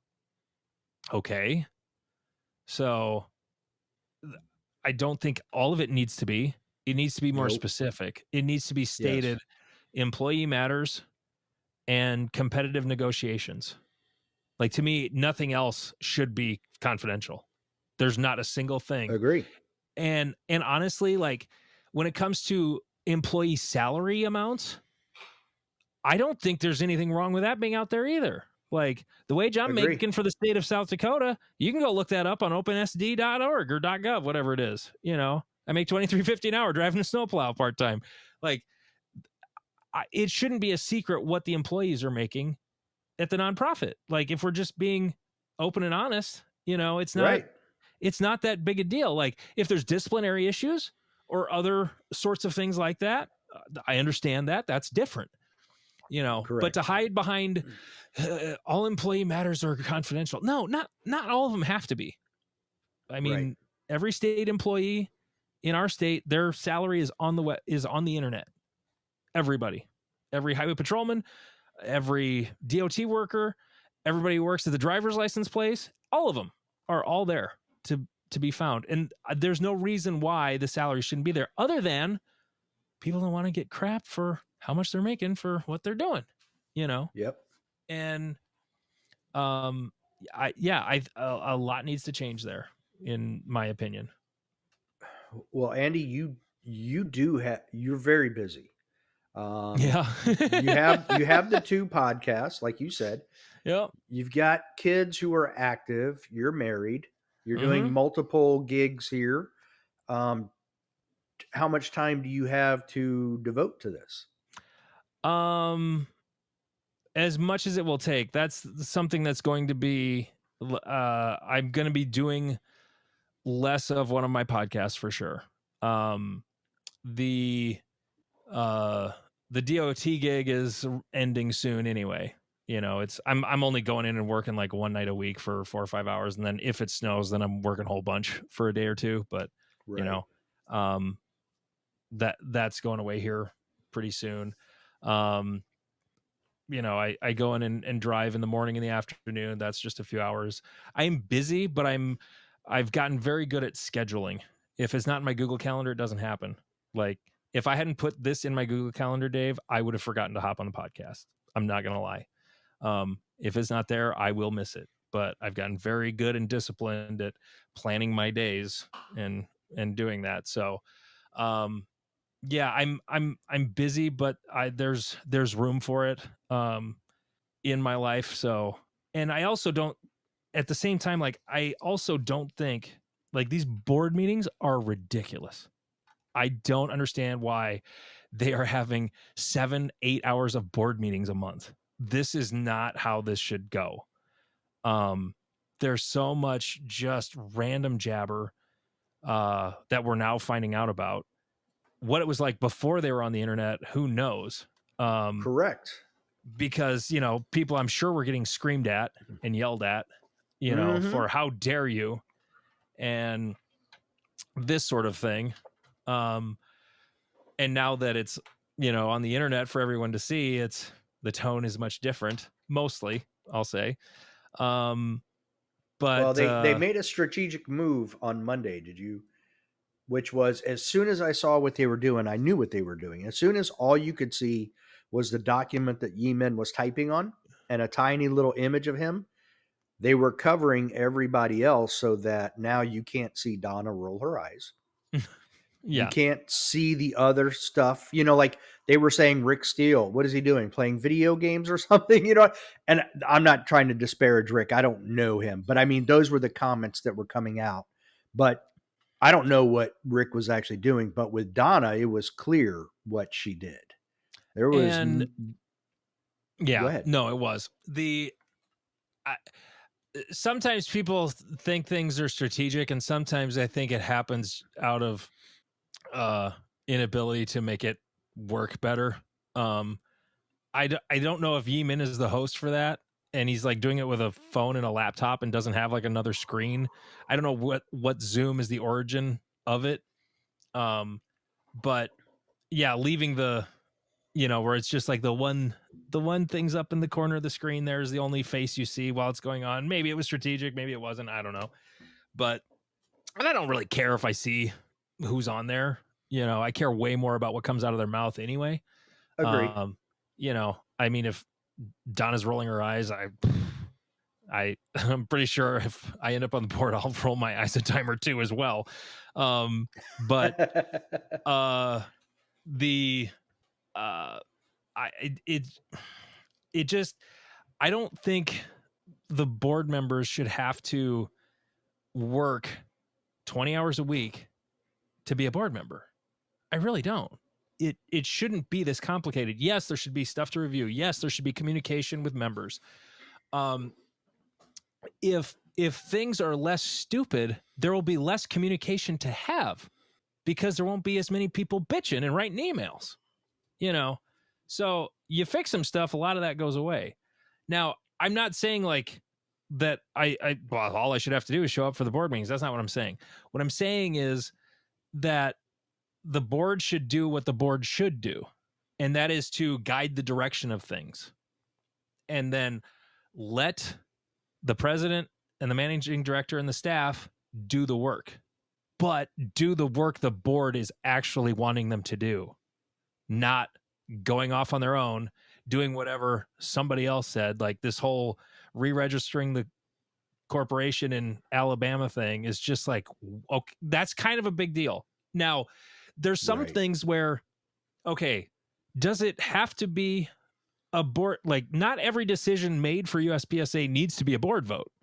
I think that's something I've seen people talk about where I'm like, look, who we get for the catering for nationals is that doesn't need to be a board vote. There's a lot of No. things that can just be a decision made by an employee. And that's okay as long as it's in line with the direction of the board. You know, I don't think the board needs to be activists. They don't need to go looking for things that need fixing. That's the job of the managing director. Like working in radio, I worked with a lot of charities. We would have them in to do interviews and publicity for things, and some of them we got to know quite well. And their board is not involved with all this day-to-day nonsense, like the USPSA board seems to be. Right. They just guide the direction of the organization, and you get somebody really good in there as that managing director, and then they hire other good people under them, and then you get a well-oiled machine. And then you don't have to you know be constantly putting out fires as a board member. Like, it should not be the Right. board member's job to put out fires. That's not what their job is. Their job is Agree. literally just direct the organization in a general heading. Now I get that it's a smaller organization, in terms of like what the org itself is actually doing, but um it just feels like they're always looking for a problem to fix. Like, we're gonna fix this thing over here, and we're gonna fix that thing over there, and like, just let the employees bring stuff, and then we're kind of like yes or no, or if there is a thing that comes up like, look, we really shouldn't be scheduling matches in states with mag bans. Okay. I get that you guys want to do this, but we really shouldn't be doing that. And here's why. And there's a bunch of problems with that, like telling members that it's okay to go to a state and break the law, whether they're going to break the law or not. And I know people who are like, that was so stupid. I'm like, yeah, I know, but when it comes down to it, were they telling people to go break the law? Yes, they were. Mm-hmm. And that's so don't schedule matches there. If Colorado changes their laws, great, go back to Cameo. But I just it shouldn't be a 20-hour a week job to be a board member. And if it is, I mean, and if you make it that way by just like reading and researching, things that are going on, that's cool, but I really don't think it should take more than an hour of my time a day to be a board member. Now, it probably will at first, but I don't think it should be that way. There should be days where I don't have to do anything, as a board member. It shouldn't have to be this constant managing of crisis, and it's kind of what it seems like it is right now. Yeah, I would even take that one step further and say, if you're going to spend that much time as a board member, it should be just dealing with the clubs and the other shooters in your Yeah, yeah, yeah, area. yeah. You know what I mean? 100%. Yeah, Yeah. And as I was talking about that, I wasn't even thinking about, visiting I the know you clubs in were. your area. Yeah, I'm just Right. thinking about all of the nonsense. And Yes. but that was something like when my wife was asking me like, so what all are you expected to do? And I like, are you expected to like visit clubs and like go all over the place? I'm like, well, to a certain extent, yeah. Um, there's a certain amount of money, I guess, that they set aside to help the area director, go visit all the clubs in their area, or not all the clubs, but make the rounds a bit, and I think that's a fine thing. I don't know what the dollar amount is. I think right now with the org hemorrhaging money, it probably should be lower, whatever it is. Or if we just have a year where we're like, maybe you just visit the clubs that are close to you, or if you happen to be shooting somewhere, or we just drop that dollar amount way down. You know, um, I'm not a wealthy man, but I know how to manage finances. My wife and I don't really have debt other than our house and one vehicle. We don't have a bunch of credit card debt. I don't buy things I don't have money for. That's how USPSA should be run. If we don't have the money for it, then we shouldn't do it. You know, Nationals needs to be held. Like that's the one of the purposes of the organization, and it should be. But if we're at a point where we can't have 5 nationals or 6 nationals, whatever it is, then we need to cut it back. To 2 or 3 or 4 or 2 or 3, like because there's and I'm not even really. I'll say 2 or 3 because multi-gun nationals is not put on by the org.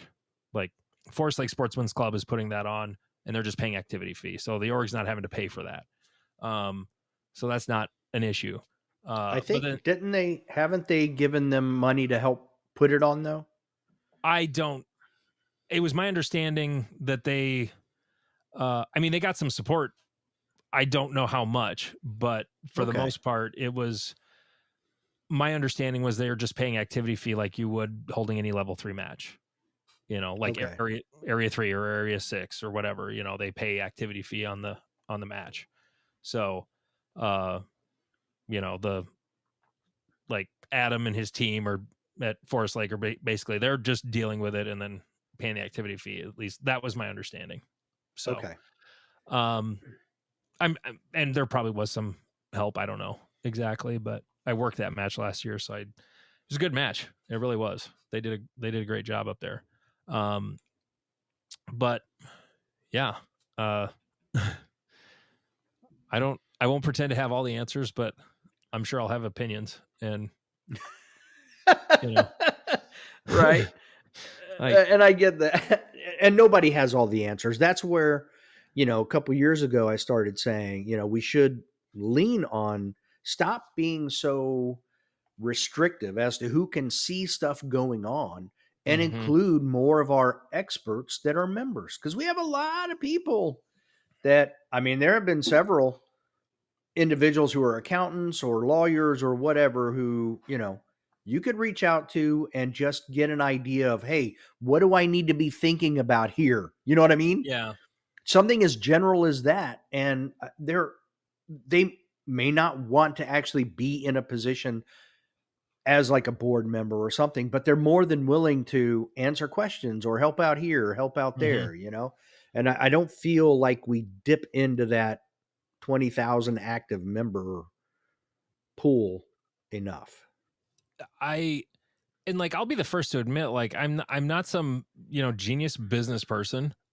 I I've been a manager. I've had employees. I have experience with that.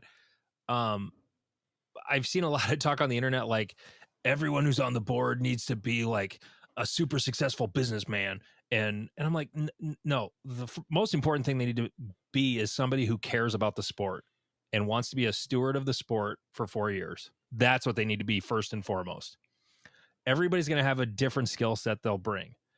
Um, I come from a marketing and media background. There's a lot of things that are, I did my other podcast I did last summer. I did an episode with Eamon because he was at Area 3. And so I went over to his hotel and recorded an episode with him. And when he was rerunning after getting kicked out for nonsense. And I remember asking him, or I don't remember how it came up, but I just remember saying, why is the board so tone deaf when it comes to issues the members care about? They do and say things without any thought to how it will be received. And the fact that they never do is just mind-boggling. I don't know how you could ever make a decision like, we're going to raise memberships. Life memberships going from 500 to 1,000. Your annual membership will go from 40 to 65. We're just going to do that without any Overnight. sort of plan to soften the blow. You've already got controversy between the members and the board. And then you're going to do that out of nowhere, like, because the board, the meetings aren't live streamed at this time. And all of a sudden we're just going to tell you, you're going to pay more money. And what are you bitching about? You said we have financial problems. What's the problem? Why are you mad? We're trying to fix that. Well, because overnight, with no notice whatsoever, you just decided to jack all the prices. With like that. And why are you upset? Because you just raised the prices for everything out of nowhere. And we don't really agree with the justification. What are you doing with that money besides setting it on fire and losing it? Yeah. Well, and look, I had back the weekend before SHOT Show, Yemen and I had like a 3-hour dinner in Pahrump, Nevada, because I was at Prairie Fire doing some stuff, and he ended up coming out there. And I said, that should have been an incremental raise. They should have looked at where they want to be and determined the best route to get there. You want to get there in 3 years, you want to get there in 5 years, but it's an incremental each year. Yeah, I think I heard raise you it talking a about little that bit recently. Yeah. I said that's how that should have been handled. Cause I agree. If those costs haven't, or the membership fees haven't increased, which they haven't since I've been a member, Yeah, me either. then maybe it's time to raise them. But again, it doesn't mean you go from 500 to 1,000 for a life membership overnight. Yeah. That's ridiculous. I mean, when I talk to people, that's supposed to be, I talked to somebody, and I don't want to, I can't go into too much detail because he asked to remain private, and we had a lot of private conversations, but I found out some historical information, and that whole lifetime membership is supposed to be roughly a 10-year amount of money, 10 to 12 years.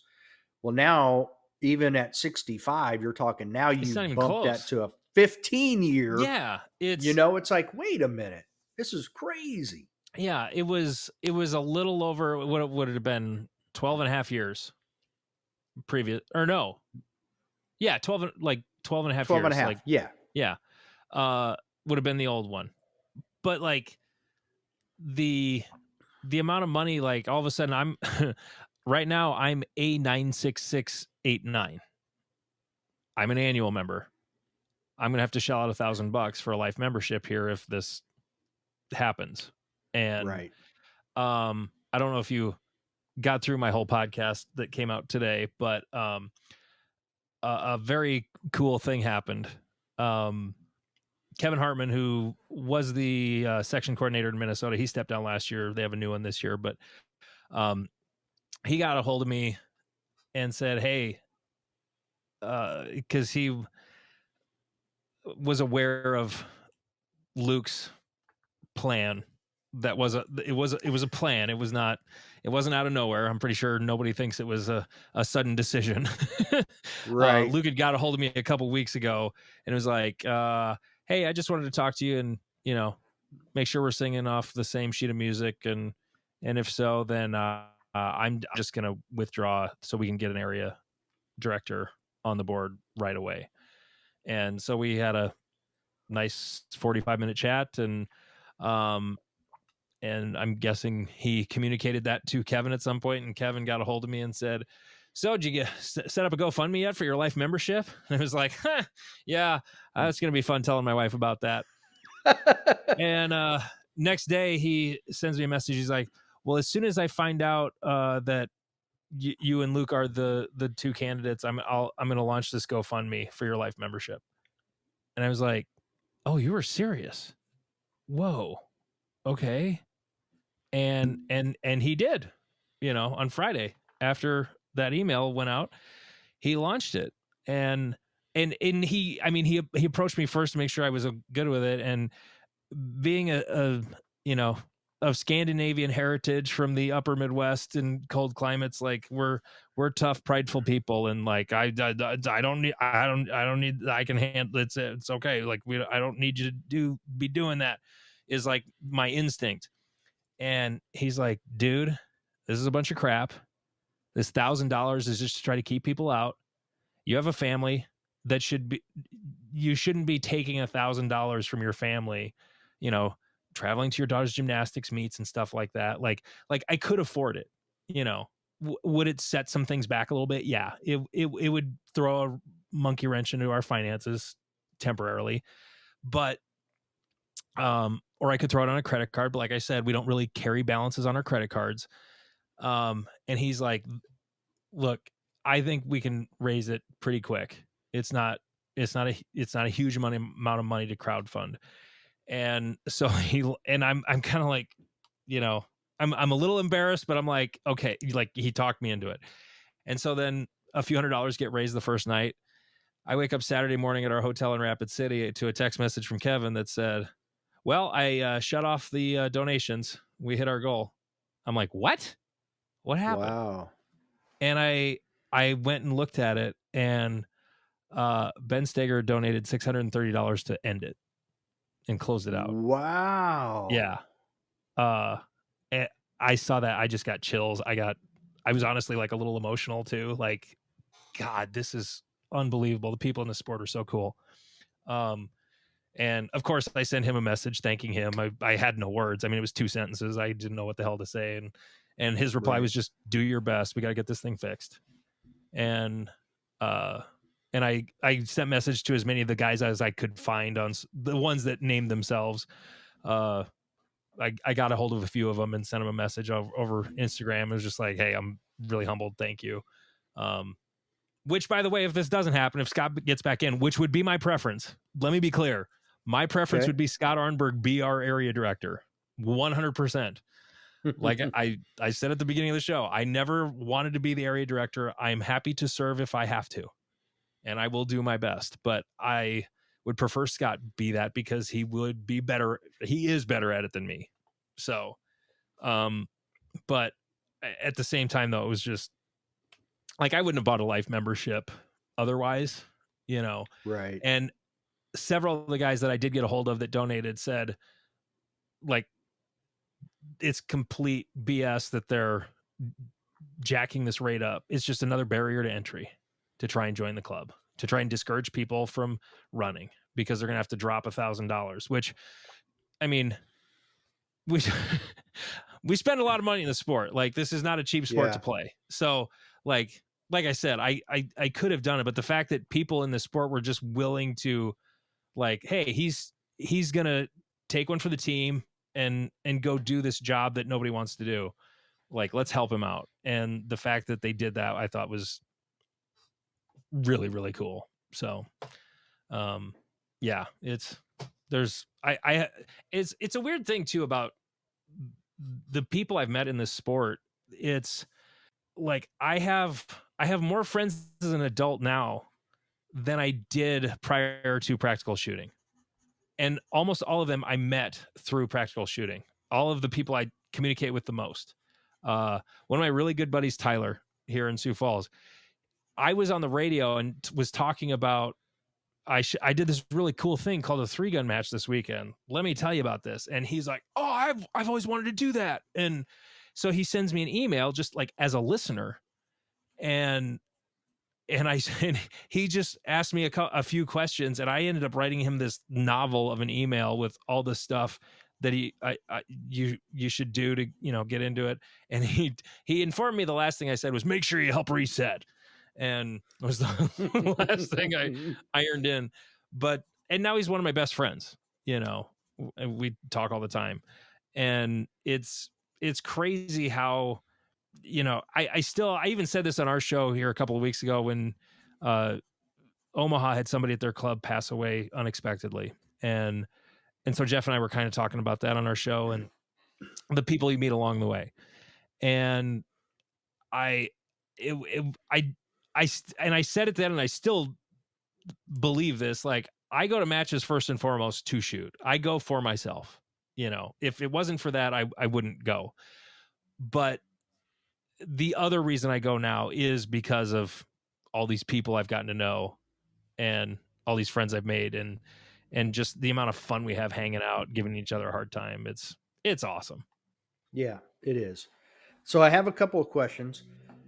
One of the things that when Scott and I spoke, one of the several times we spoke, one of the things, and this is, part of the public stuff too, is that there's historical, whether it be financial or whatever data that was difficult to come by for the board members. What are your thoughts on any type of information being withheld from current board members? It's absolute lunacy. Why that would not be available, there is no justification for that. Not a logical one anyway, or or maybe a legal one. I don't know. The something Eamon told me a while back that I was flabbergasted when he said this, is that they don't really have, like, USPSA has been around a while. Okay, there's certain things and procedures and stuff that happen. When I was the program director of a radio station, I wrote an operations manual for the studio. Here's how to do this and this and this. And when there's severe weather, here are the procedures, and here's the things that we do. This doesn't exist in USPSA. Nope. There's no manual. There's no procedures written down for anything. There aren't a list of policies that have been adopted by the board written down anywhere. There's none of this. Now, you don't have to be an MBA or a former CEO to know, like, that's a problem. It is a problem. Like, the board members particularly, I mean, it's not for, I didn't throw my hat in the ring to run for the board because I wanted to become USPSA royalty or anything. I really, really believe the board members are stewards. It's our responsibility right now to take care of the sport for the members now and the members in the future. And the way you do that is you have to be able to know what was decided 8 years ago, because there could be a policy that says we don't schedule major national matches in Colorado, and here's why. Like, for all I know, there was a decision made, but no one who's on the board now was on then, and knows that, and I'm making that up out of thin air. That's not, I'm sure that's not a thing, but I've also heard, though, another thing. When I was talking to Yeeman last summer, like, we recorded a podcast for about an hour in his hotel room, and then I stood outside and talked to him for another hour, because Yeeman, if you get on the phone with Yeeman, he will talk your ear off for hours, and you pretty much have to say, I have to go to bed now, Yeeman. Something that was I brought up to him was, there are so many votes on issues that should be contentious that are 9-0, 9-0, unanimous, 9-0, no dissenting votes, or dissenting vote, right? Yep. dissenting vote. I'm like, how is that possible? How can you vote on especially when it comes to, like, equipment rules? How is everybody just in 100% agreement that, yeah, this is fine? We'll just change the weight limit on all guns to be just 59 ounces. It completely, in my opinion, ruined production, and it made carry optics less interesting. Even though it's the most popular, it's way less interesting that it's not a production gun the way production used to be. Whatever the mag limit is, I don't care as much about that. But all these unanimous votes, it's just crazy how everything's unanimous all the time. And committee assignments, yeah, that's going to be unanimous over and over again. But other things, there should be a lot more no votes on those things, and there just never were. And back in the day, from my understanding in this conversation, was when new board members got on, they were basically told by the old timers, don't rock the boat. Don't you get on here and think you're going to do nothing. Don't rock the boat. And that's what they're told. It's like, okay, I'm just part of the good old boys club. Okay, I'll just go along to get along. Okay. And that is not how it should be. Like, no, I don't have that personality to do that. No, and nor do I. And if I think something is a bad idea, I'm going to say so. I don't I don't understand how things can just happen because of inertia. And one person says something and, like, yeah, like, well, let's do that. I don't know if it was a hive mind that got out of control or what, but, like, when the bylaws got rewritten a couple of years ago, like, there's a lot of bylaw rewriting that needs to be done, a lot of undoing. Yeah. I'm a big advocate, as you might imagine, for removing the requirement to be a life member for a board member, because if you already have to be a member for 3 years before that, what added extra is there that someone's a life member? I mean, if there's some stipulation like you have to have a debit card on file so that your membership auto renews, fine, whatever. And as we found out, there's apparently more than one policy for what a year membership is in USPSA. Whether it's what the website does, or if it's just a year.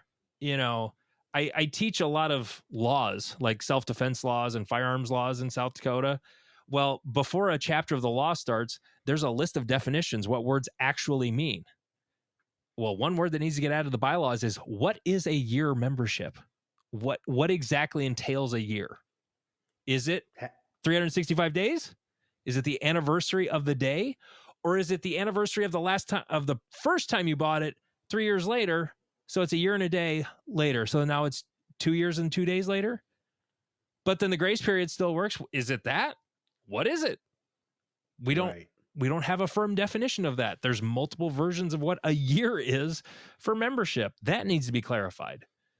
Confidential needs to be clarified further. Big time. Like, what is confidential needs to be clarified and spelled out. Not like the confidentiality is like a paragraph. It needs to be more detailed than that. A lot more detailed. People need to know exactly what is confidential and what isn't. So. Well, it's just like the rules of a game. I need to know what the rules are before I get into this. Yeah. It's not that complicated.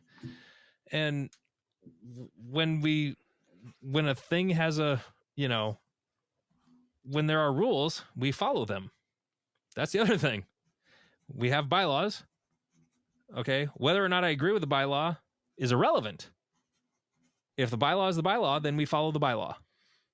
So, we don't know what's going on with the board meeting right now. It's happening as we're speaking, so this will be could be slightly dated when the Once we know what happens, once it's over. I got apparently the A3 thing is still under review by the law firm. No ETA. Good hell. Yeah. I'm sorry, I forgot what I was saying because I saw I had a text message from I had a text message from the guy I asked to give me play-by-play while we were recording, and I'm like, uh-oh, am I the Area 3 director? Nope, I guess not. It looks like another month with no Area 3 director. Yeah. I've been joking. Ben Berry is our surrogate Foster area director. So whenever I've had a question about something, I've been getting a hold of Ben. He's a smart guy. He might be the smartest board member we've ever had. Like it's good to have that guy, you know. Definitely the wisest, you know. Well, and you know, but like, wise is something you attribute to somebody who's older. I know he's not that old. You know, I don't know how old he is. I don't think he's 40. But he's very level-headed and wise, and just like, nope, stop. Here's where we're at. You know, it's like, you go, Ben. And like, I even like in that first board meeting he was at, I thought, like, I wasn't throwing any shade or anything. I thought he made a mistake by abstaining from that vote. Like, he was doing it on principle. And yes, you know, I understand he was trying to stand on principle. It turns out, because I said something on a podcast after that, and then it turned out like, well, he kept standing on that principle and turned out right. So like, I was kind of wrong when I said it. But at the same time, though, like, if there was a way to make this go away before it started, like, even though I know it was not against the bylaws, clearly the rest of the board doesn't care about following the bylaws. So let's just go down this rabbit hole with them and see if we can pull off the Heisman on this stupid get rid of Frank thing over nothing. Right. And like, when I was watching that, as they're going through like the reason why it was out of order, you know, in the second meeting, I'm looking at the thing on the screen that said the dates. And I'm like, he missed it that year, but that year didn't matter. It was, he had paid for 3 years, and one of the years was only 11 months, you know, because of we just always go off this certain day plus 1 day. And I was like, oh, this is hilarious, you know. So it's just how one person does it, not necessarily.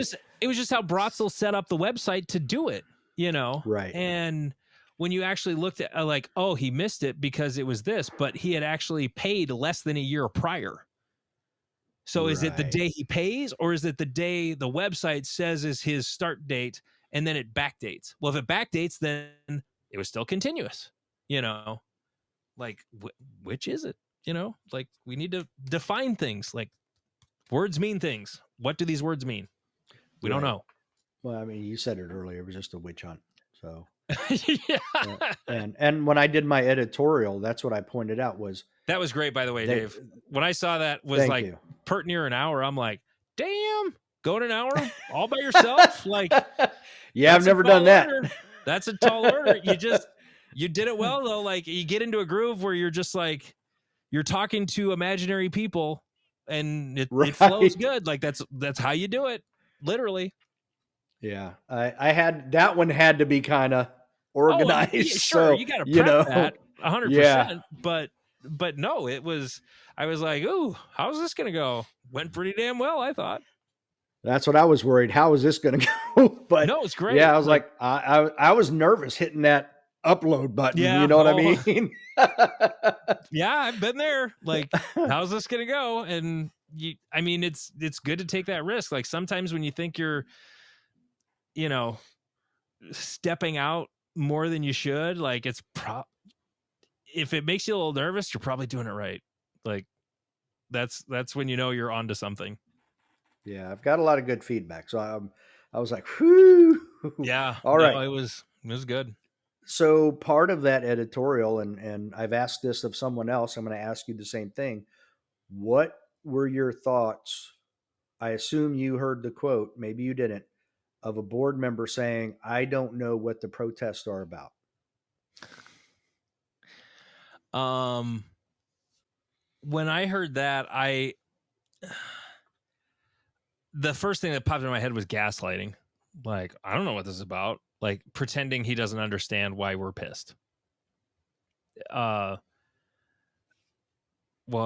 even if you're not a complete idiot and you can do any amount of deductive reasoning, okay, we kick out Scott. People get mad on internet. We get less money. How hard is that to figure out? It's a pretty short math equation. I don't think it was that. I think it was. I don't think it was being obtuse or uninformed. I think it was just an attempt to deflect what's going on. It was a tough question. A great interview question. Honestly, as someone who's interviewed a lot of people, like it was a great question. Like, I don't remember if his question directly led to it or if it was just something he said in the midst of answering something else, but I don't recall exactly, but like, I don't know what they're about. It's about you kicking out or duly elected. Like, we've had four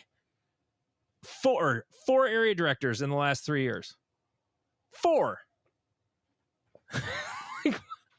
What's going on? Right. Because we keep electing people they don't like. That's what's going on. You know, Sherwin became the president without ever having a vote cast for him, by the way, which is the only thing I don't like about being unopposed. I would prefer to have been voted for. That is the one thing I don't like about this scenario where I may end up being the area director is I don't like that I'm unopposed.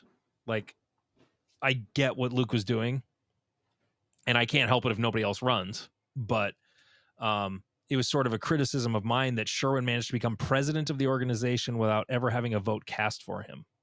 And I didn't know that until I heard him say that on Brian's Hunters HD podcast, that he was nominated to take over when somebody moved out of the area, and then he just kept running unopposed and never was run against.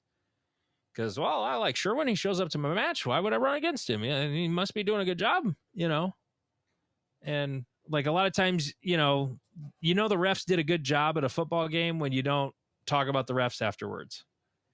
Right. But sometimes it means they're not doing their job. Correct. And so I would prefer to have been voted for. But as far as like, what is this about? That's just, it was just a dumb thing to say. Like, how can you not know what they're about, what it's about? I don't understand. I don't either. I mean, I have my own personal thoughts, but that we can talk about that off. I don't know Russell. I don't know anything about him. I just know it was, if he truly doesn't know, then he needs to pay more attention. I'd say if he truly doesn't know, then there's a bigger problem. Yeah. 100%.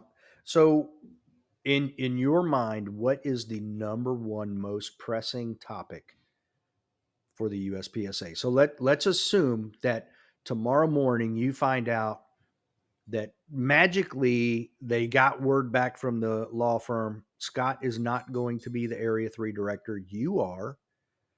What in your mind is the number one most important subject that you feel needs to be fixed, or whatever word you want to use?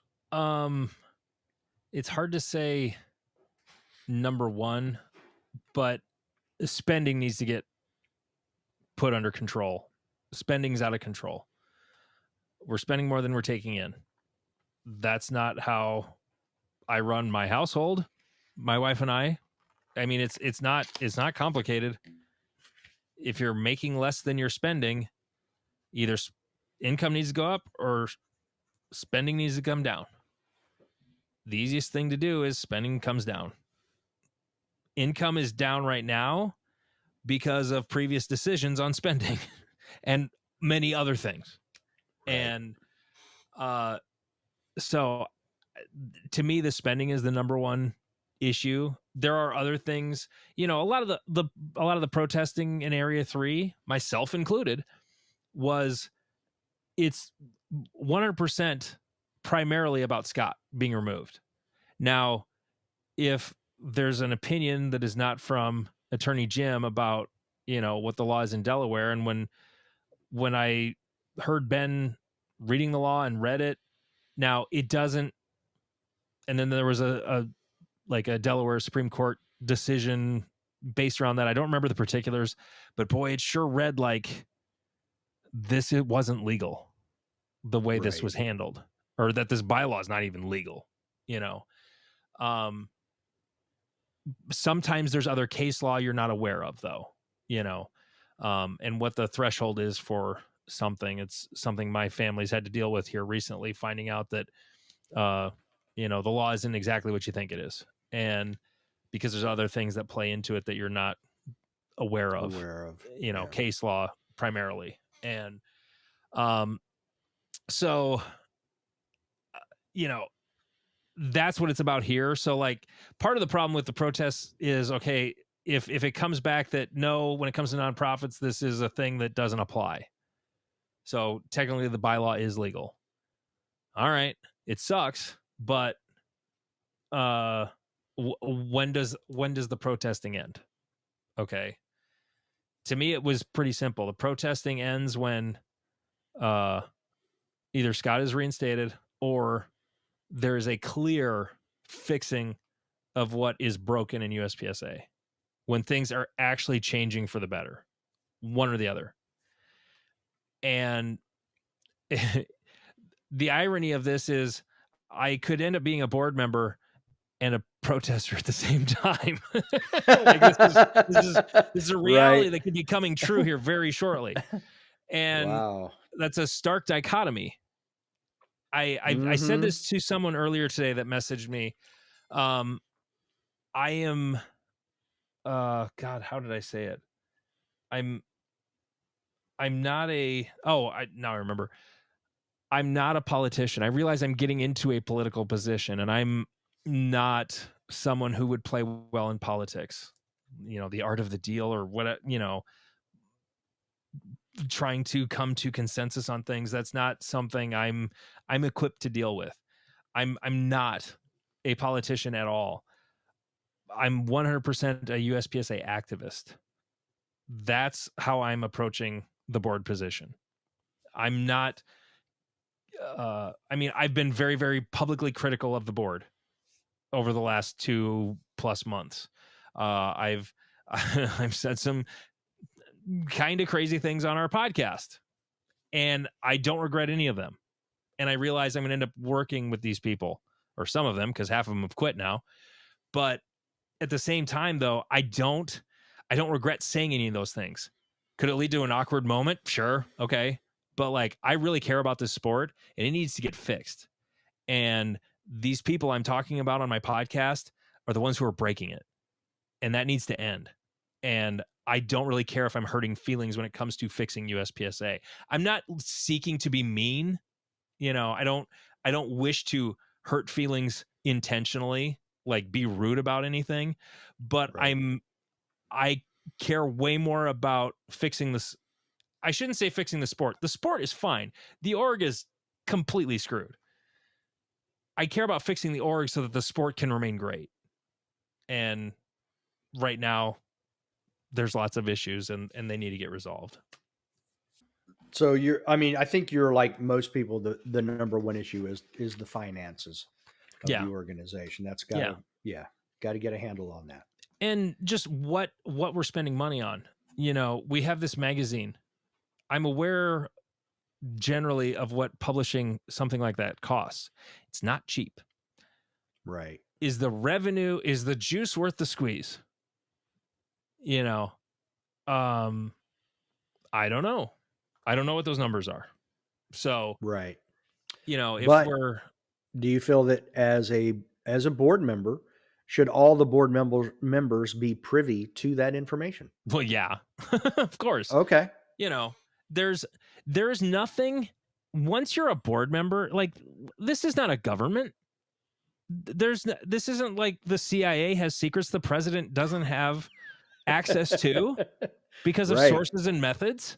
This is a game run by administrators, and it's a pretty cool game. And there's nothing that's secret. There's nothing that needs to be secret. Agreed. If we're talking about legal conduct, there's nothing that needs to be kept secret. There's no reason for it. What would there be? That's the thing that, like, I can't wrap my head around. What is the big secret? Maybe there is a big secret. Maybe there is not a big secret. Maybe it's wanting to hide everything because we always hide everything. It could be that too. But it could be something else. I have no idea what that is. But as my co-host Jeff said, he was there when Sherwin drove off with that pallet of ammo in his truck after Wisconsin section. So I don't know. That's a lot of ammo. Yeah, I don't know what the big secret is. That would be my number one question for anyone on the board. What is the big secret? Why is everything such a secret? I don't understand. The finances are secret because it says in the bylaws they're secret. Okay. Well, let's change that. Let's make them public. And there's nothing in the bylaws that says an area director can't have access to financial information. You know, Right. Do they need to go and dig up a bank statement from October of 1997? Well, I don't know what they'd be looking for that, But I mean, if there's a reason for it, there's no reason they shouldn't. If it exists, I mean, it may not. That's really old, but whatever it is, to me, there's no reason why, especially when it comes to finances. I don't know anything about, like, I know how to run my household finances, but like my brother-in-law has an MBA in finance and he does things with Excel I don't understand. And he actually, he told his boss to fire him because you don't need me. And he gave him a giant severance and he went and found a different job. So I don't understand that kind of finance, but I do understand that to understand the trend of where your company is financially, it requires historical data. And to not give the guy who is best equipped to deal with that on the board and not allow him access to that data, the only question I can think of is why? I couldn't think of a logical reason to not give that individual or any other individual who's going to be doing that access. And even if it was in the bylaws, it wouldn't be logical. Even if it said only the managing director and the president have access to that information, well, that would not make sense. That should easily be part of a presentation given. Like if there's an issue in some part of the business that the managing director finds, and then here are some options, or here's this problem, we bring it to the board and then talk about, okay, what would be potential options? Okay. Well, is that going to cost us a bunch of money, or is this going to be a smart investment or whatever? Like, that's like, to me, that's where the board comes in. We should be taking care of the big picture stuff. The president and the managing director take care of the smaller day-to-day things. And as long as they're congruent with what the board direction is for those things. And yeah, there's logic and board meetings are not words that collide in the same sentence a whole lot, unless it's preceded by illogical. It's just, it honestly, I said this to Eamon last summer. It feels like the USPSA board is like a small town gun club board. It really feels that way. It's a bunch of guys who are on there and they're just like, well, I like my thing that's this, and that's how it is, and that's how. Well, why do we do that? Well, because we've always done it. Well, let's keep doing it then. Like that's how it seems it's been run for the last, I don't know how long. Yeah, and which baffles me because I look at the organization and I look at where I live or where I work, and you have a board of county supervisors, 7 to 9 of them, Mm-hmm. and you have a county executive who you're paying money to run your They're organization. doing the work. They do the daily work. They keep everybody on track. And that's what they do. And if there's anything they need to take you know what? We want to change our logo. They go to the board. The county executive goes to the board and says, look, we want to change the county logo. And here are some options that we're looking at. Here's the cost. This is why, blah, blah, blah. And then the board makes that decision. But that's when you go to the board to get their approval for stuff. Everything else is day to day. This is where we're headed. Here's your budget. You keep trucking. And then, and it's just a report back. That's it. I mentioned this earlier, it probably should just be defined in the bylaws, like what literally, I don't know if it needs to be defined in the bylaws, but there should at least be a policy of like, what is the board going to worry about? You know, what can be done by the employees and what needs board approval? You know, something like a logo change.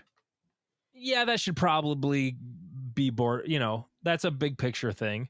If it's a secondary logo, like the logo they have on the live for the meeting, you know, or it's got USPSA and live, like if it's a supplementary logo, like we don't need to approve that. Like it looks cool. That's fine. You know, we don't need to, like, not everything has to be a board vote, you know? And I should correct myself. County seal, not county logo. County seal. Yeah.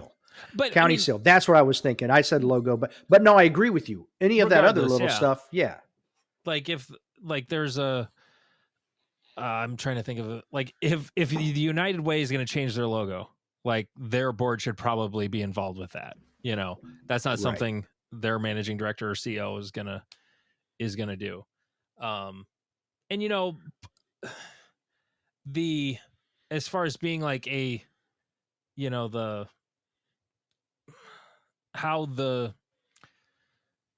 it's kind of tough to find, you know, it's tough to find employees, period, right now, you know, in many businesses. Like unemployment in my state is incredibly low. You know, if you want to work, you can. There's no, it's not hard to find employment in this state. But if we're looking for like the absolute, you know, best and brightest, okay, they're probably not gonna go to work for a small nonprofit sporting organization. You know, that's something I've seen a lot online is we should be getting the best, you know, we should get someone who's been a CEO. What CEO wants to be a managing director of USPSA? Like, it seems like a giant step down unless they happen to be a USPSA shooter and they're really passionate about it, you know? And even then, like, that guy should probably be a board member or the president, you know? But, you know, there's a million issues. And, you know, it's one thing like during the campaign, or when I thought there was going to be a campaign and, you know, like I was going to go on other podcasts and, you know, have a debate or whatever. Like, what are we going to debate? Like, finances or FUBAR, you know, we got to fix those. Luke ruined your fun. We sure should. But I mean, it would have been a whole bunch of like agreeing with each other. It would have been the dumbest debate ever. It would have been completely ridiculous. You're like, I don't even know who to vote for. They're the same person. Like, who do we vote for? You know, but like, I'm not going to pretend to have all the answers. You know, that was something I realized I was going to have to come up with, was like sort of a platform, if you will, of like, here's what I'm running on. But like all of us would be basically running on the same thing. Like, let's pull the org's collective head out of its butt is what we want to do. Like everybody's pretty much on the same page there. And how we get that done though would be the debate, you know. Yes, I agree. The way of solving the problem may be different. And that's where, you know, I'm not going to budge on the things that need fixing at all. How we go about fixing those things, I'm very open to how to do that, because I don't necessarily, the only thing I know we need to do is spend less or make more or both. But how we go about doing that, like what gets cut, I don't know. Like there's a million different ways that could be done. And a lot of them would be good. Some of them might not be, but how that ends up happening, I guess we'll see. But All right. So a couple more things have come to mind since we've been chatting, and then I'll let you go. I've kept you for a while. I could talk all night, Dave. I could too. That's I've my done problem. 4-hour episodes of my other podcast. Like, Dude, it's Jarrett Heinrich and I, 4 hours. yeah, And we could have kept going, but his wife's like, "Hey, are you going to finish or what?" yeah. Well, mine had to stop because we were getting too drunk. That's why we had to Oh. stop. I feel like we probably could have had a potty break and kept going for another 4 hours. Yeah. But you, with your background, do you, just as a member, I'm not saying as a board member, you're going to go in and say, we're going to do this type of media and that, but sitting on the outside, just as a member, are there any things that you have noticed you're like, oh, the USPSA could do more of this or more of that or less of this and more of that from a media or as far as just overall marketing, the marketing outside of, like, the marketing right now is for people who already shoot USPSA. correct? Really, it's not for people who are not part of the sport. It's for Right. people who, I mean, it's sort of worded that way, but I've seen Facebook ad or Instagram ads show up in my feed. I'm already a member. Right. Like, that's wasted on me, you know. Finding ways of reaching people. And I'm not saying that's not a relevant thing, because I'm sure, like, they're keying in on, like, people who are shooting or they're outdoors or, you know, which I also probably have those things in, you know, in my secret file with Meta or whatever. But the but how to go about reaching people that are not already part of our sport, like, to me, shooting USPS or shooting USA, I don't think spending money with them is useful. I think getting a younger, cheaper content creator to do stuff that is, I mean, there's been some stuff done, like the stuff Josh Fralick's company's done is really cool. Yeah. Like, it's Yeah. great, but it's just sort of flash. Correct. It's just, it's like, it's cool. It's a bunch of cool B-roll video, and it's cool, and it looks way better than anything else that they've done, but it doesn't, it's like they went from one end of the spectrum all the way to the other. Somewhere in the middle, I think would be better. And I'm not saying they shouldn't be using that. I think the old, well, here we are shooting USA. We're at the low cap nationals and blah, blah, blah, blah, blah, blah, blah. And I don't know how many people are watching that show anymore. You know, like, people don't have cable TV. Like, I don't have cable TV anymore. I haven't seen an episode of Shooting USA in years because I don't have the outdoor channel anymore. Lots of people are that way. It's, and the people I do know who have it, it's like my mom. My mom's still got cable and she's got outdoor channel, but she's not watching it. I mean, if my dad was still alive, he would watch it, but, like, he's not shooting USPSA. You know, I just think it could be, that money could be spent better elsewhere. I don't have the magic bullet for the marketing. I just know it. It needs to be different. It needs to be more current. So, YouTube, Rumble, maybe. Twitter, maybe. Maybe. I mean, Twitter would be good just because it's going to be freer. You know, you're not going to get as restricted, but at the same time, Well, like Rumble too. Yeah. it's same with Rumble. Yeah. Yeah. But continuing to just have content, you know, like, I've heard many other people say the same thing. Like, why do we need a review of a gun in the magazine when you could have someone shooting the gun and actually on video talking about it in the context of shooting USPSA? You know, it would, that those sorts of things would definitely be better. I, getting out of traditional media is like the magazine and television. I don't think either one of those two things is really viable for our sport if we're going to truly worry about growing. But here's the other thing though too, is like a lot of people are really wound up about, we need to get Under Armour and Coke and Pepsi and we're gonna do all this, and it's like, look, we're a drop in the bucket in the shooting sports. We really are. There's just shy of 40,000 USPSA members. And what was the number you said that are active? Like 20? Like it's like 19 or 20. Okay, Yeah. there's like 5 million trap shooters in the US. Right. Even if all of a sudden mainstream media didn't hate guns, they're going to trap shooting first. It's a bigger bucket to spend their money on. Right. There's that too. I would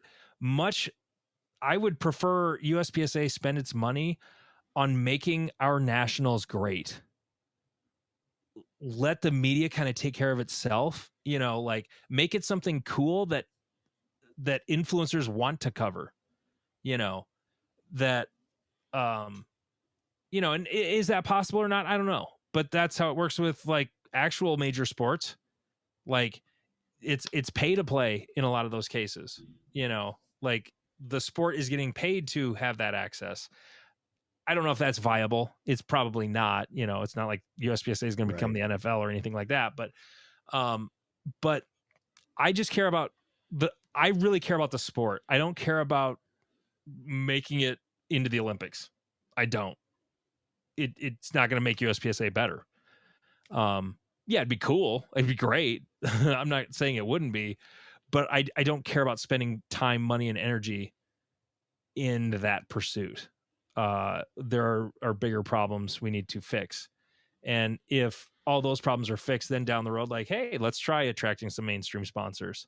But we have trouble having sponsors that we should have now. So let's fix that before we worry about getting Under Armour or Coke or Pepsi on board. Now, you had mentioned, we had talked briefly about nationals, and that seems to be where a lot of the hemorrhaging occurs. What are your thoughts on like an end of the year single nationals where all divisions are up for grabs? Maybe like a 4-day nationals with a day where you don't shoot. So you get an extra day worth of squads. So you get a lot more people at the match. You fill the match one time, have a nice, say like Tuesday to Friday, and then Friday you have a ceremony, and then everybody can head out. I like it being at the end of the year. Shooting nationals in May or June when you live where you're in the frozen tundra for half the year, it's kind of rude. We don't get to practice outside in live fire. Right. You could. It's like, well, yeah, you could. And I can get frostbite too, Dave. You sure can. We're just making sure someone from California or Arizona is winning that championship. That's what we're doing. But as far as I've talked about this before too. Tyler Turner posted something I completely agreed with a few weeks ago, and it was he wrote something like, hot take, nationals does not have to turn a profit. And that is a hot take considering that it's the biggest loser of money right now. Once the org is financially stable, it doesn't have to make money as long as the org is not losing money. Correct. Does that make sense? Yeah, absolutely. As long as you're still in the black overall, right. You're fine. Yeah. I agree. Yep. So whatever it costs to put on. Does that mean we should have 6 nationals that the org is paying for and that's covering above what the match fee pays? Probably not. Like, we're not there. But if we can, then that's fine.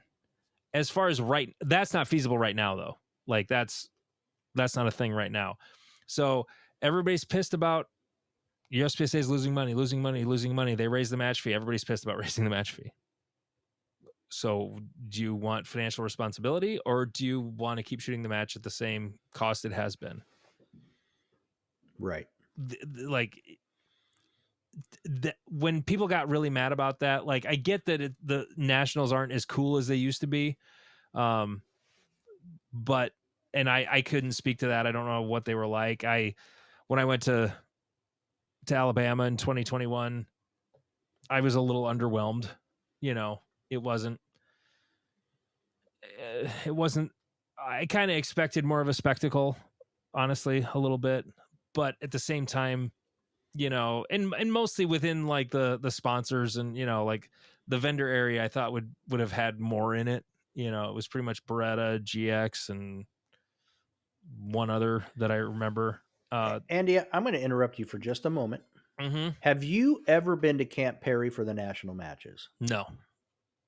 That is, I've been there a few times as a kid too. Huge gathering of all the rifle shooters from across the country coming to shoot service rifle, high power matches. And you had every vendor you could imagine.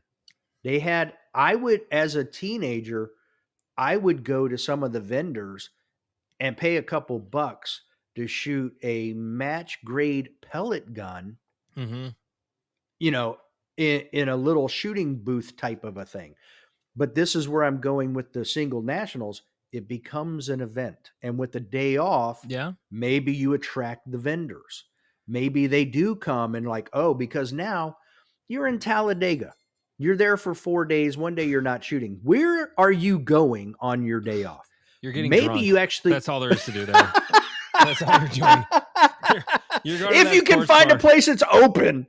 You're going to that sports bar with the good pizza and you're getting wasted. That's what's happening. But I've been to 3 nationals. I have never walked into a vendor booth. Not one single time. No, I did walk up to the Beretta booth when I was down there, and that was about it.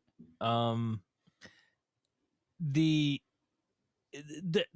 complication comes from USPSA is a weird sport. Like, I mean, I've only ever shot like small high power matches, so how those work, I mean, they'll have like 24 lines, right?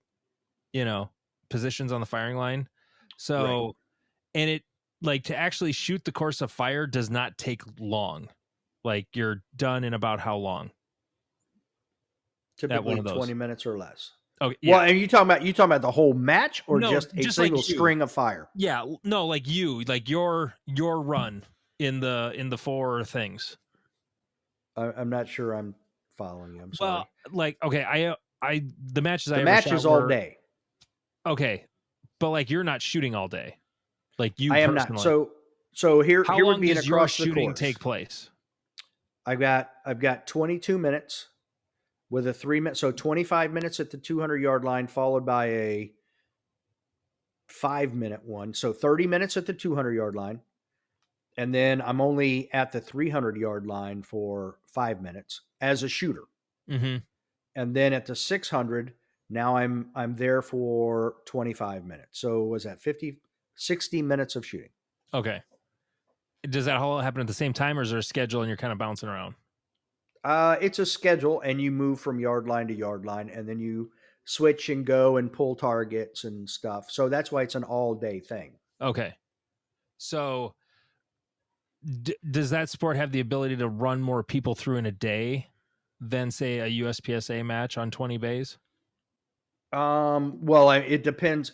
It's like any other range. It depends on how many target points they have. Like, if you go to Perry, there's literally 150 target points, and you could have 6 people on each one. So that's what, 900 people shooting?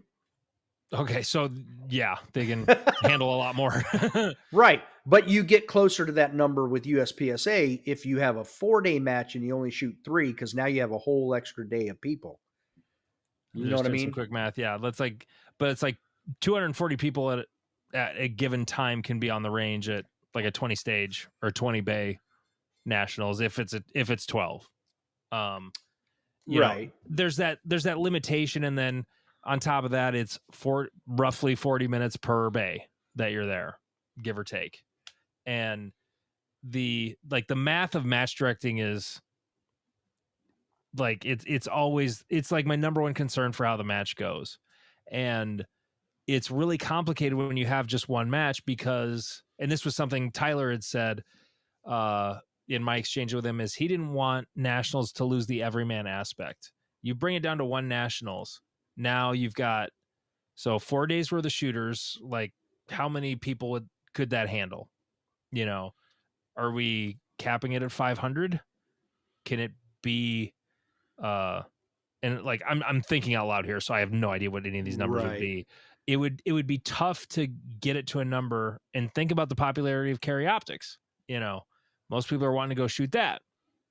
And if they can't, does that mean you limit the number of slots in a division? How do you do that? Does everybody just sign up? Because then you still got like 8 revolver shooters. What's the point? Right.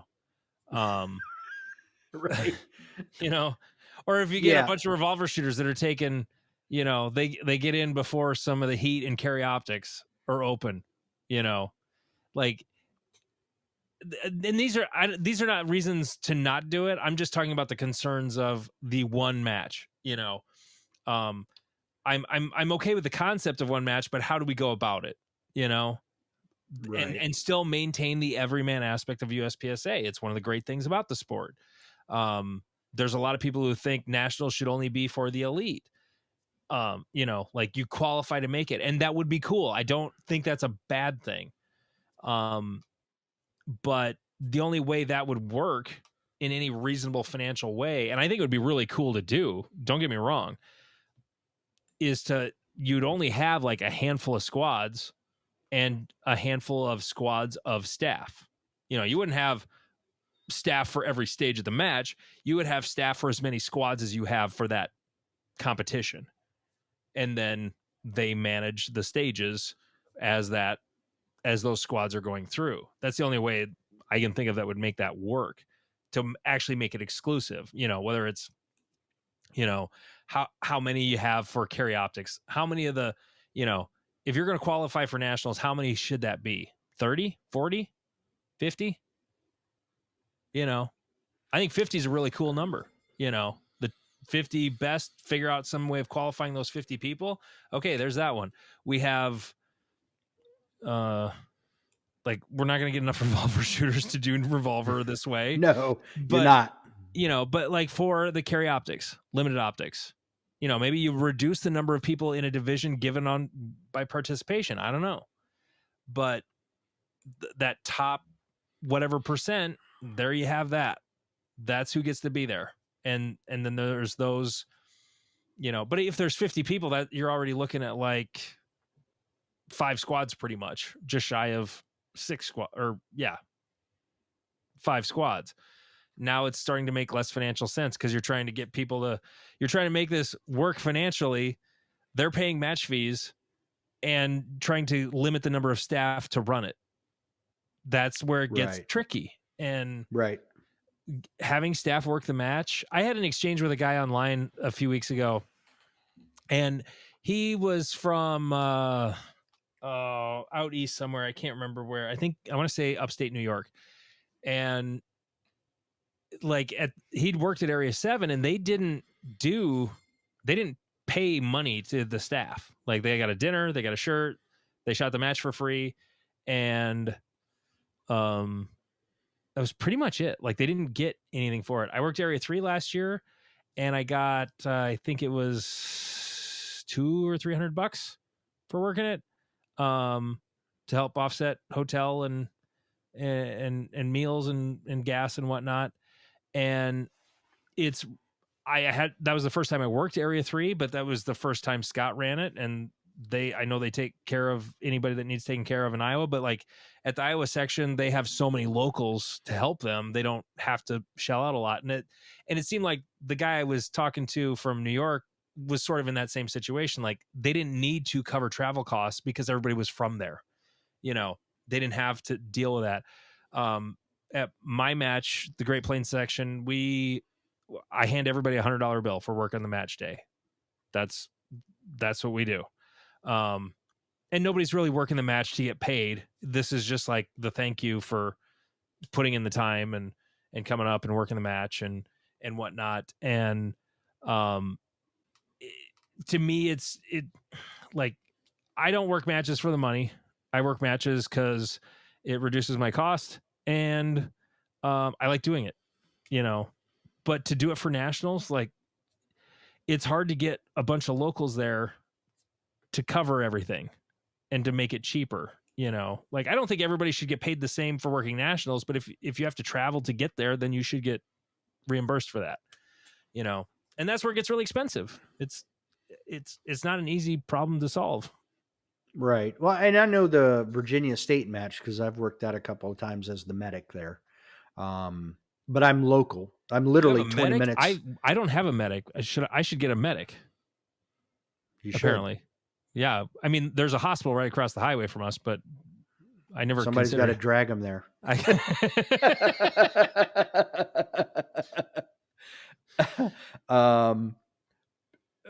I didn't get anything for doing that, but I mean, I know that like what they do is they take their staff and let's say there's 30 people coming to work the match there from out of town. Then they get 15 rooms, put 2 people in each room, and they don't pay. The But they pay staff for the hotel. doesn't They pay. provide the hotel for the staff. Correct. If you want your own room, then you pay for half of the room, they pay for half. Now you have quote unquote a private room. But type like, of are they thing. actually providing it, or is it like reimbursement? Oh no, they like the ones They that I rent the saw. hotel rooms out. Correct. Okay. And then they assign. You're in room 215 with Joe Snuffy. So yeah. Okay. Right. That could So be they can it can be, but typically they like, hey, me and my buddy are coming to work, so we'd like to be in the room together. Okay, cool, done deal. Sure. That type of thing. And then they don't give out prizes to the shooters. Everything they get for when they do the staff dinner, it gets passed out to all the staff.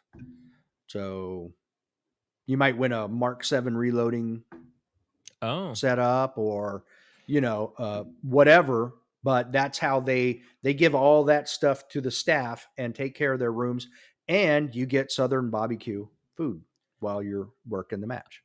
And honestly, like, the thing I like the least about running a major match is the prize table. I loathe it. I don't care about prize tables personally. I don't go to matches for them. It's just sort of this part of the sport that the one thing I do like about it is it gets people to stick around to help tear down. That's the thing I like the best about it, because the first time I had any prizes, we didn't have a lot. We just had a little bit, and I bought some. This is 2022, I think it was. Primers. I mean, primers are still expensive, but I bought. Are you asking a question at the end of there? 2022. I couldn't remember if it was the first or the second year we had it, but I bought some primers, and this is when they were like, you were shelling out like $100 for a brick, and and those went quickly, and people stuck around for those, and I think we had some Hunters HD Gold certificates. We didn't have a ton, but we had some stuff, and so the thing I noticed was, well, when we had no prize table, almost no one stuck around for awards, and everybody bailed right away, and I ended up mailing out 16 plaques. The next year, I mailed out 3, and they were all people from Arizona that shot staff day. So, it was nils. Like there's he didn't shoot.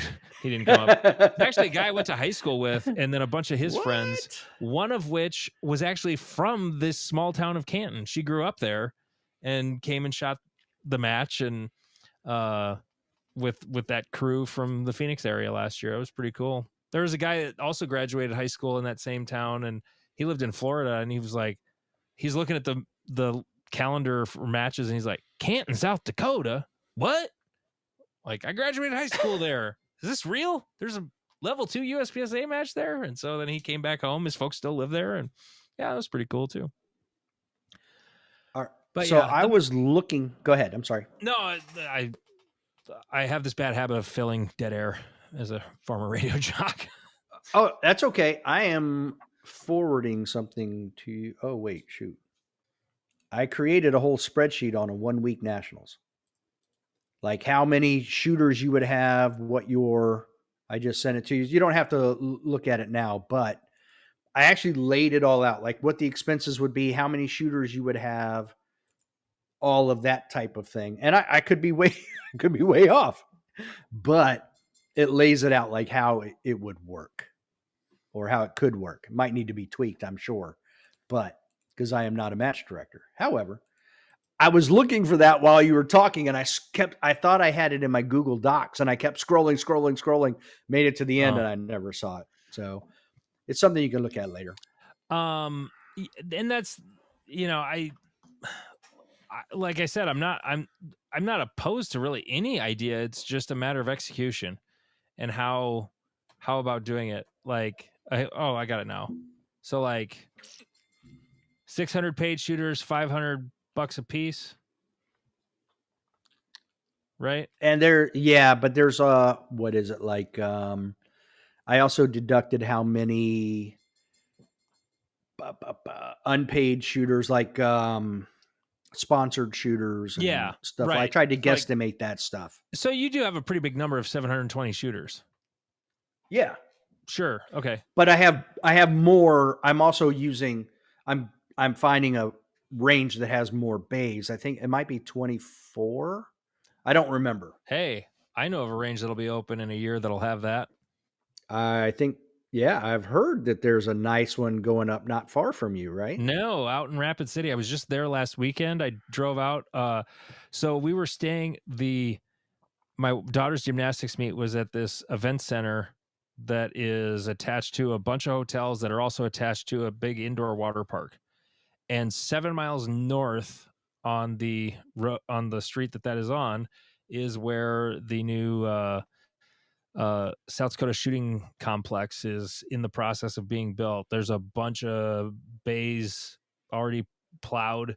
They're doing all kinds of dirt work out there right now. Like, it's kind of a mess right now. Like, imagine a bunch of giant machines. Right. Yeah, it's a bunch of dirt moving machines, but there's a bunch of the bays that are built and they're huge. Like, there's two halves of it. Like, there's a public side and then there's like the competition training side. And so like the front side, there's gonna be, God, I can't remember how many there's gonna be. Like, counting all of like every single one of the ranges there will be built like a bay, but some of them are like 300 yards long. Okay. And some of them are 25, 50 yards deep or whatever, and pretty much everything in between. Most of the like tactical competition bays on the backside are going to be on the shorter side, and the stuff in the front would be longer. But I'm not directly involved with that project, but I have a friend out there who's a match director at his local club there. He's been heavily involved, and it's like the thing that's the coolest about it is, from what he's been told so far, and I believe it because it's pretty much how they run the state runs their ranges. They don't want money. Like, a big event could happen and they're not concerned with getting paid. It's part of it is like, it's an attraction to the state. It's Okay. It's going to bring a bunch of money into Rapid City if there's Right. this giant match there, and you're 7 miles from a buttload of hotels. That's literally 10 minutes away. It was such a short little drive straight north. It's close to Deadwood and Sturgis, although you would not want this match going on during Sturgis because every hotel would be $500. Right. That would be a bad thing. But And if there's it that was, drinking thing again. yeah. But it would be in such a cool location. Now, the big concern though is staff. Like, the club out there has like 30 people at a match at their monthly matches, and like, they don't have the staff to staff a nationals, obviously, but most clubs are not local clubs staff. Like, Talladega isn't the local club staffing that match either. Nope. So everybody's coming in. Yeah. And I mean, Rapid City doesn't have an international airport, but it has a regional airport that flies in and out of Denver, flies in and out of Minneapolis. I don't know where all that you can get direct flights from there too, but a number of places, I'm guessing similar to Sioux Falls. We've got a number of places like you can get in there by plane and it won't be stupid expensive. Yeah, it'd be more than flying to Atlanta to go to Talladega, but then you're not getting a rental car to drive 2 hours or 2.5 hours or whatever it is to get there. Like you're literally 15 minutes from the range. So, finding a rental car might be tough if there's that many people coming in that weekend, but it's I mean it's a tourist destination. That's the thing that's so cool. Like of all the places where there have been nationals, the only one I've ever wanted to go to when there wasn't a match going on was St. George. Every other place there's ever been a match going on, I don't care to go to. I'm not bringing my family there. You can go shoot in the morning at this place and then bring your family and then go to Mount Rushmore. That would in be the cool. afternoon. It would be 35 minutes away. Deadwood, like the TV show Deadwood, it's, like that town is out in the Black Hills. It's probably about 45 minutes from there. So there's actually things to do. There's stuff to do. I mean, the Black Hills themselves are just really cool to go tool around in. And the Pahasapa, the Lakota name for the Black Hills. Crazy Horse, you can go visit Crazy Horse, the mountain that's in the process of being carved. There's caves, there's gambling, there's a buttload of cool restaurants. Like the downtown in Rapid has gotten really revamped. Now, I'm not trying to say Rapid City's South Beach. I'm not trying to say that, but we haven't been doing matches in Miami either. So, at least to my knowledge, it would be really cool. And obviously I'm biased because it's my state, it's my backyard, but it'd still be a 5-hour drive for me. So, wow. I mean, it's 80 miles an hour all the way across the state, but it's still, I got to drive all the way across the state to get there. But yeah, it's going to be an amazing facility when they get it done. It's, and like I think they're hoping to be open, the front end open by like July of this year. So it's in the process, but it's going to be cool. They've got like a 1,200-yard rifle range that's going to be there. Some sporting clay, a whole bunch of stuff. It's going to be really cool. I wish it was a little closer to me. That's the only thing I'm sad about, but it would be an amazing place to have a nationals at. And I keep telling, like, I've been the match director of the Great Plains section for the last 3 years, now doing the 4th year. Bruce, the guy who's the match director at the club out there, I was like, dude, you need to come work my match this year, because in another year or two, you're going to be hosting a major. Whether it's the section, like, because I've never wanted to keep the section at my club forever and ever. Like, it's not my match, it's the section's match. It should move around to the clubs that want it. And if he's got to fit, like, the place they shoot at now is not capable of having it, but this place definitely would be. And like, it should be out there. I would love to go shoot a match out there and work the match out there, I can't wait till it's done. It's going to be amazing. Sounds pretty wild. Sounds like the Cameo of South Dakota. Pretty much. Yeah. Sounds like Cameo has a few more bells and whistles that this one would not, like all the TVs and whatnot in the bays. Like they're not, this is a purely government project with some donations. They ended up raising a lot of money. That's one thing about the Game Fish and Parks Department in South Dakota is who's building this. It's on it's land that they own. And they're like, and I think this is true of most states, they are 100% self-sustaining. Like they don't get any funding from tax dollars.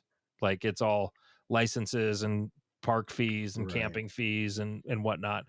And the 4 million pheasants being shot every year. And 4 million pheasants. Yeah. There's a lot of non-resident licenses getting sold during pheasant season. And that's what they make their money on. And which is why it's kind of wild when they have a number of public ranges around the state that are similar to this, just not as big. I mean, not even close. They're much smaller. Like they'll have a few, like a 300-yard rifle range and then 100 and a 50 and a couple of pistol ranges, something like that. But they're open to the public all the time. It's there's no fences up, there's no gates, there's no nothing. And yes, Oh, wow. stuff does get broken and abused from time to time. Of course. Because people are stupid at gun ranges. It's just kind of how it is. But um, yeah, it's I'm very excited about, and whether or not it's going to be totally free. Like if they're closing down a public shooting facility for a whole like week, like okay, maybe there should be something given back. But at the same time, if the state's okay with like, hey, we just want you to bring a bunch of people here and spend a bunch of money in the state, because that will come back to us too. So Right. yeah, Yeah, all the taxes from all the stuff you spend will go right back into the yeah, it'll coffer. So, come back well, in. you guys also have a very gun friendly governor though Oh too. yeah, So and just gun friendly state in general. It has yeah. advanced under Kristi Noem for sure. Um, Well, she's been she very vocal about it. Like I live on the East Coast, and I know of her and what she right. supports. Well, So when you're trying to get the VP nomination, that tends to it happen. You helps. know, Okay. she got pretty famous during COVID, and then she started injecting things in her face, and kind of looks a little strange now. Um, but no, she's very polarizing even here. Uh, Anybody Oh, who's even remotely left of center absolutely hates her, which is amusing to me because it's like she could save a baby from a fire, and she's like, yeah, but she was a bitch about it. You know, like that's the attitude some people have. But at the same time, like we didn't close anything during COVID. Like God bless her. nothing closed here. We didn't deal with any of that. Uh, and when she's out there talking in every other state that she's in, when she's not here, which is frequently, she's kind of touting that. And yeah, there's been a number of gun things though that have been good. One that I think it came from her was getting rid of all the fees for pistol permits. We don't pay for pistol permits or background checks. Used to be with like the permit class I teach. To get that enhanced permit, you would have to take a class, which that's not free because they didn't set aside money for me to teach the class. But Right. you don't pay money at the sheriff's office to apply for your permit, and you don't have to pay for the fingerprint background check anymore that they would send off Okay. to the Capitol to have processed. So, like, got rid of all that stuff. Our gun laws are already pretty friendly. Some of the carry laws I would like mild changes to, because there's like we're like a lot of states where you can't carry on school property or in courthouses or Yeah, bars, we are. Right. but like We can do bars. we can do bars if we open carry. I can conceal carry in a bar. I just can't drink. Okay. And like you can carry in a restaurant, and you can even be intoxicated as long as you don't have a round in the chamber in South Dakota. I guess it's harder to have a negligent discharge if there Hey, isn't one in the chamber, you know? they literally changed the definition of a loaded firearm 2 years ago to uh any round loaded firearm is defined as any firearm with a Round in the cartridge, chamber. shell, or projectile in the chamber, including any chamber in the cylinder of a revolver. So Okay. before that, if you had a loaded magazine in the gun, then that was considered loaded. But I mean, if I was carrying and decided to start drinking, like all I had to do was pop the mag out, clear the chamber, stick the mag in my pocket, unloaded firearm. I'm not breaking the law. But the what was the other thing though I was going to mention? The like I went to Kansas and Missouri and was looking up their laws. Like if you get busted in those places though that you're not supposed to have a gun, you're guilty of trespassing if you don't leave when you're told to. And Same in Virginia. In South Dakota, if you're caught on school property, like boom, done, misdemeanor. Like you've already broken the law. Like there's no chance to leave. Like you've already broken the law. That's the one thing that's I would like to see changed, where it's just like, okay, I go. But the thing is that's stupid is my pocket knife. Like the most broken law in the state is carrying a pocket knife on school property. Like everybody and their dog in South Dakota has a pocket knife, and Right. it's the same as a pistol. It would be the same as me Oh, walking around wow. with a machine gun if I have a pocket knife in my pocket, according to the law. So it doesn't make a lot of sense, but yeah. Well, No, and it's a very gun I friendly state. I do have to clarify in Virginia, I cannot carry a gun into a school, period. I can leave it locked up in my vehicle in the parking lot. Oh, yeah, you couldn't do that in But South Dakota. yeah, that's where they draw the line. Like if I get out of the car vehicle with it and enter, then I am wrong. Now the trespassing thing is with a private establishment. If they say you can't be in here with a gun and then they tell you to leave and you don't, But yeah, then you can be arrested for Yep. trespassing. Yep. But Yep. we've got a bunch of crazy Democrats because of where we are. So Yeah. they're always. You're in Virginia? Oh yeah. Yeah. It went a little downhill with that new governor a couple of years ago, right? What Youngkin? No, he's been good. He's a red governor. But in this past election, Or was it the legislature that went wonky? Yep. Oh, okay. And it just happened. So like they've been flooding the governor's office with new gun bills because so he's going to either have to veto them or who knows. But that's a whole other podcast episode. Yeah. Sons of guns. Well, Andy, that's everything that I had. I don't know that there's anything left. Was there anything that you meant to touch on and didn't or want to? No. I can't think of anything. I'm curious to check my phone though to see if I'm the area director or not. Check it. We'll find out. Yeah, there's nothing. Could be breaking news. Nothing new. Nothing Okay. new. No, looks like nothing new. So I wonder if they're still going. It's 10:42 p.m. Eastern Standard Time at the moment. Yeah. 9:42 in the Central Time Zone. There you go. Yeah. Well, I appreciate you coming on. It's been a great conversation. I had a good time. Thanks for having me on, Dave. Until next time. Don't be a little bitch. Yeah.